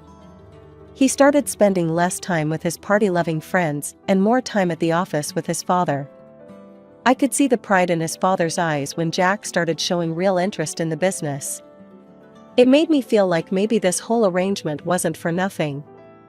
Jack's mother, on the other hand, was a different story. She never outright said anything, but I could feel her disapproval radiating off her in waves. The way she'd purse her lips when I spoke, or the backhanded compliments she'd give. "Oh, Julia, that dress is interesting. So brave of you to wear something like that." I'd grit my teeth and smile. "Thank you, Mrs. Caldwell." Despite the challenges, I held on to hope. Maybe, just maybe, Jack and I could grow to love each other. Maybe when we had kids, things would change. But life had other plans. It was a crisp fall day when we got the news. Jack and I sat in the doctor's office, the silence heavy between us. "I'm sorry," the doctor said, his voice gentle. "But the tests show that you, Mr. Caldwell, are unable to father children." The words hit me like a physical blow. No children. The one thing I'd been counting on to bring us closer, to make this marriage real, was now impossible. That night, as I lay awake, I thought about my own parents. Dad's business had flourished since my marriage to Jack. He'd even managed to double his turnover. I was happy for him, truly. But I couldn't help feeling a bit lost. I wanted to work, to have a purpose beyond being Jack's wife. But when I brought it up to him, his response was swift and firm. "Work? Why would you need to work? We have more than enough money." "It's not about the money, Jack. I want to do something meaningful." He shook his head. "In our circle, wives don't work. They do charity. Why don't you start a foundation or something?" And so, the Julia Caldwell Foundation for Children with Cancer was born. It wasn't what I'd imagined for myself, but it gave me purpose. I threw myself into the work, organizing fundraisers, visiting hospitals, doing whatever I could to help. Jack didn't seem to care much about my new passion. In fact, he didn't seem to care much about anything I did these days.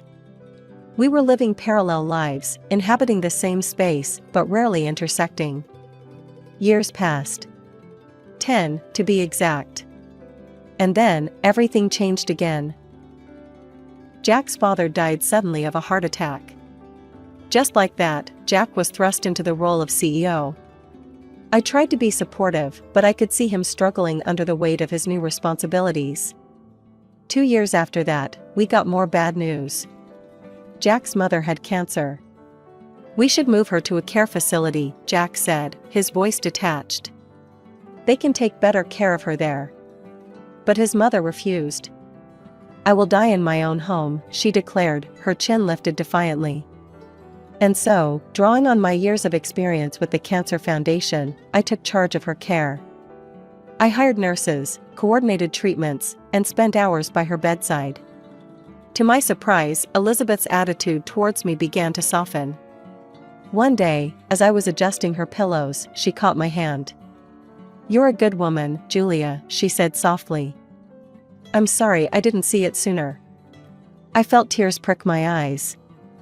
"Thank you, Mrs. Caldwell." 5 years passed since Jack took over his father's company. I wish I could say things improved, but the truth was far from it. Jack's behavior became increasingly erratic. He was drinking more, coming home at odd hours, and snapping at me for the smallest things.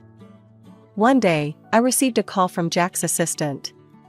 "Mrs. Caldwell, I'm sorry to bother you, but Mr. Caldwell hasn't been to the office in days. Is everything all right?" When he finally stumbled home that night, reeking of alcohol, I confronted him. "Jack, what's happening?" "Your assistant called." "You haven't been to work?" He laughed bitterly. "Work? What's the point? The company's going under anyway. Dear old Dad left me a sinking ship, and I couldn't keep it afloat." I couldn't believe what I was hearing. All those years of hard work, gone? And Jack seemed almost relieved? Desperate to salvage something, I reached out to my father. Despite being semi-retired, he agreed to help. He offered Jack a position as his deputy, hoping to mentor him back to success. But Jack's heart wasn't in it. He showed up late, left early, and generally did the bare minimum. I watched helplessly as my father's sales figures began to drop. I knew I had to have a serious talk with Jack. One night, after he'd had a few drinks, as usual, I approached him. "Jack, we need to talk about work. You're barely showing up. My father's company is suffering because of you." Jack's face contorted with anger. "Oh, so now it's my fault? I never wanted this, Jules. Any of it." "What are you talking about?" He laughed, a harsh, ugly sound. "This life, this marriage. I'm just waiting for Mom to kick the bucket so I can sell her house and get out of here." I stared at him, horrified. "How can you say that? Your mother is dying, and all you care about is her money? Don't act all high and mighty," he spat. "We both know this marriage is a sham. You're just as eager to get out as I am." Disgusted, I turned to leave the room. As I opened the door, I came face to face with Jack's mother. The look on her face told me she'd heard everything. For a moment, we just stared at each other. Then, silently, she reached out and squeezed my hand. In that gesture, I felt her gratitude, her understanding, and her sorrow. The day I got the call about my parents' plane crash, my world shattered. Mom and Dad, gone in an instant. Their small plane to Hawaii, meant to be a second honeymoon, became their final journey. I needed support, someone to lean on. But Jack? He was nowhere to be found. My own husband couldn't even be bothered to show up to the funeral. As I stood there, watching my parents' caskets lowered into the ground, I felt more alone than ever. After the funeral, anger began to replace my sorrow. How dare he? How could he abandon me when I needed him most? With this newfound fury fueling me, I marched into Dad's company, our company now, I supposed. The sight that greeted me when I entered Dad's old office made my blood boil. There was Jack, lounging in Dad's chair like he owned the place, barking orders like some conquering hero. "Jack," I said, my voice tight with barely contained rage. "We need to talk." He looked up, his face a mask of annoyance. "What is it now, Jules? Can't you see I'm busy?" "Busy?" I spat. "You couldn't even be busy enough to come to my parents' funeral." Jack rolled his eyes. "Oh, here we go with the moralizing again. You know what, Jules? Always nagging, always pushing. Well, I'm done with it. And I'm done with you. I stared at him, shocked. Then I saw something change in his eyes. A cold, calculating look replaced the anger. You know, Jules, he said, his voice suddenly calm. This company? It's worth about $17 million. And guess what? As deputy director, it's all mine now. My heart dropped. What are you talking about? He leaned back in the chair, Dad's chair, with a smug smile. I'm the deputy director. I have all the passwords, access to all the accounts. I'm in charge now, and there's nothing you can do about it. You can't do this, I said, my voice shaking. You've already run your father's company into the ground. I won't let you do the same to my father's legacy. Jack laughed, a cold, harsh sound. Oh, I'm not going to run it. I'm going to sell it, piece by piece. And then I'm going to live like a king. Before I could stop him, he turned to the computer. I watched in horror as he transferred a large sum from the company account to his personal one. There, he said, turning back to me. That should keep me comfortable for a while. Then, as if this whole thing was just a minor inconvenience, he reached into his desk drawer and pulled out a stack of papers. He tossed them at me casually. Oh, and here, divorce papers. I think it's time we ended this farce, don't you? I caught the papers reflexively, my mind reeling. This couldn't be happening. It was too much, too fast. My parents dead, my marriage over, my father's company being stolen right in front of me. I left the office in a daze, divorce papers clutched in my hand. But as I walked, something inside me shifted. I'd spent years bending to Jack's will, to his father's manipulations. No more. It was time to fight back. With renewed determination, I headed straight to my father's lawyer's office. Mr. Henderson had been Dad's friend and confidant for years. If anyone could help me, it would be him. Julia, Mr. Henderson said, rising to greet me as I entered his office. I'm so sorry about your parents. How are you holding up? I collapsed into the chair across from him, the events of the day spilling out in a rush. Mr. Henderson listened patiently, his expression growing grimmer by the minute. When I finished, he leaned back in his chair, a small smile playing on his lips. Julia, I think it's time I shared something with you. Your father's will. He made some changes just before the accident. As he read the will, I felt a weight lifting off my shoulders. The company, it was mine. All mine. Dad had left it to me, not Jack. But there was more. Mr. Henderson looked up from the papers, his eyes twinkling. There's something else you should know. Your father dismissed Jack 2 weeks before his death. Fired him outright. I couldn't help it, I laughed. A real, genuine laugh for the first time in what felt like forever. So all those orders Jack was giving. Completely meaningless, Mr. Henderson confirmed. Then he pulled out an envelope. There's one more thing. A letter from your father. With shaking hands, I opened it. Dad's familiar handwriting blurred as tears filled my eyes. My dearest Julia, it began. If you're reading this, it means I'm gone. I'm sorry for leaving you like this, but I hope I've left you with the tools to build the life you deserve. The company is yours now. And Jules?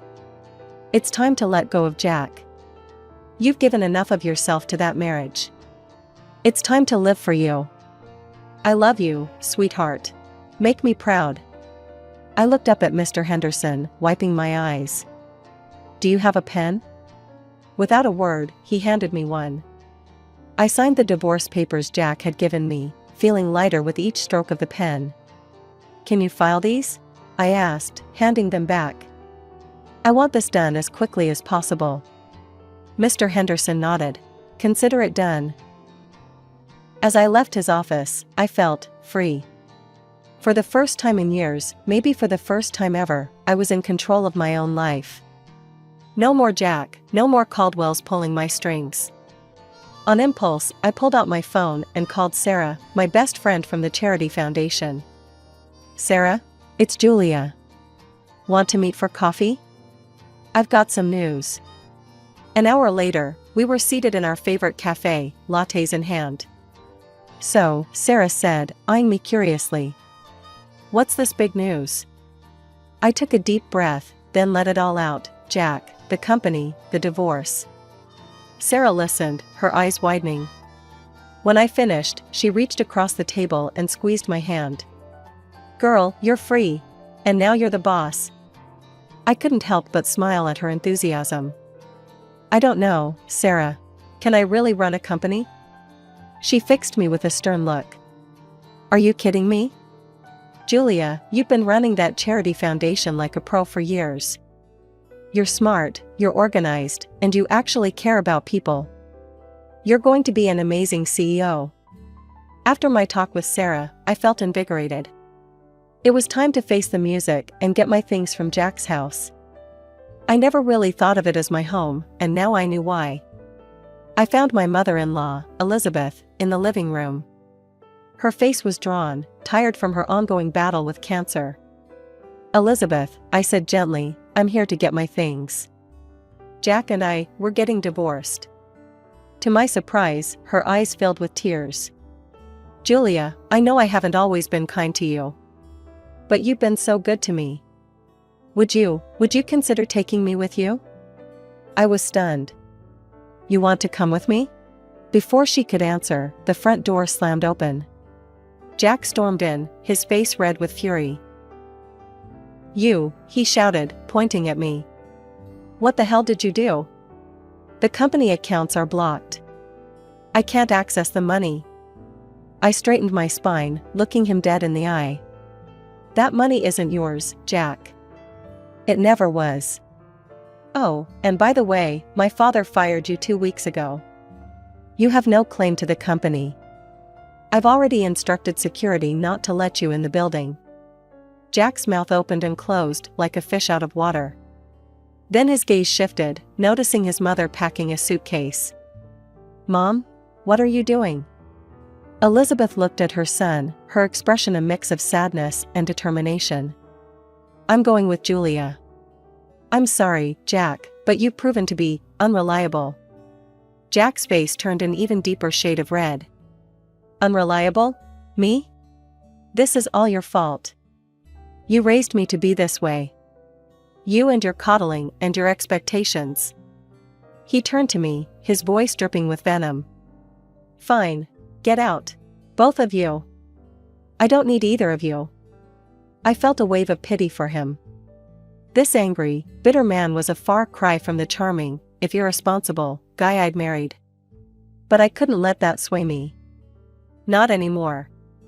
Come on, Elizabeth, I said softly. Let's get your things. As we packed, Jack continued to rant and rave, hurling insults and blame. But we tuned him out, focusing on the task at hand. The drive to my parents' house was quiet. Elizabeth dozed in the passenger seat, the stress of the day taking its toll. As we pulled up to the house, a lump formed in my throat. It felt strange coming here without Mom and Dad. We're here, I said softly, gently waking Elizabeth. I helped her inside, leading her to my parents' room. It felt right, somehow, to give her the space. Are you sure? Elizabeth asked, her eyes wide as she took in the room. I nodded, swallowing past the lump in my throat. Yes. I think they would have wanted it this way. As I helped Elizabeth settle in, I felt a strange mix of emotions. Grief for my parents, relief at being free from Jack, uncertainty about the future. But underneath it all, there was a glimmer of hope. Taking over Dad's company was like diving into the deep end of a pool without knowing how to swim. Those first few months were a whirlwind of meetings, financial reports, and sleepless nights. But I was determined to make it work. I hired Tom, a brilliant business consultant, as my right-hand man. He patiently guided me through the intricacies of running a multi-million-dollar company. You've got good instincts, Julia, he'd say. Trust them. Slowly but surely, I found my footing. 6 months in, I wasn't just treading water, I was swimming laps. The company's performance began to improve, and I felt a surge of pride knowing Dad would have been pleased. Through it all, I never neglected the Cancer Foundation. If anything, my work there became even more important to me. It was a link to my past and a beacon for my future. Elizabeth's condition worsened over time. I threw myself into her care, determined to make her final days as comfortable as possible. We grew close during those 2 years, healing old wounds and forming a bond one never thought possible. The day she passed, I held her hand and whispered, "Thank you for everything, Elizabeth." She squeezed my hand weakly, a small smile on her face, before slipping away peacefully. I organized the funeral myself, making sure everything was perfect. Jack didn't show up. I wasn't surprised, but it still stung to see how far he'd fallen. A few weeks after the funeral, I received a call from Mr. Henderson. "Julia, there's something you need to see. Can you come to my office?" When I arrived, I was shocked to see Jack there, a young blonde hanging off his arm. He smirked at me. "Well, if it isn't the little CEO. Don't worry, I'm just here to collect my inheritance. Mom and I might have had our differences, but blood is thicker than water, right?" I bit my tongue, waiting for Mr. Henderson to speak. The lawyer cleared his throat and began reading Elizabeth's will. As he spoke, I watched Jack's smug expression morph into disbelief, then fury. "And so, I leave my house and all my savings to Julia Thompson, with the stipulation that the money be donated to the Cancer Foundation she so passionately supports." Tears sprang to my eyes. Elizabeth's final act of kindness overwhelmed me. Jack exploded. "This is bullshit. She manipulated Mom. She's a fraud, a gold digger. She ruined my life, and now she's stealing my inheritance." His girlfriend, looking bewildered, stepped away from him. "You said we'd be set for life with this money. I'm out of here." She stormed out, leaving Jack sputtering. As I left the office, I heard Jack's continued ranting fade behind me. I felt light, free. Elizabeth's gift wasn't just about the money, it was validation. She had seen me, truly seen me, and found me worthy.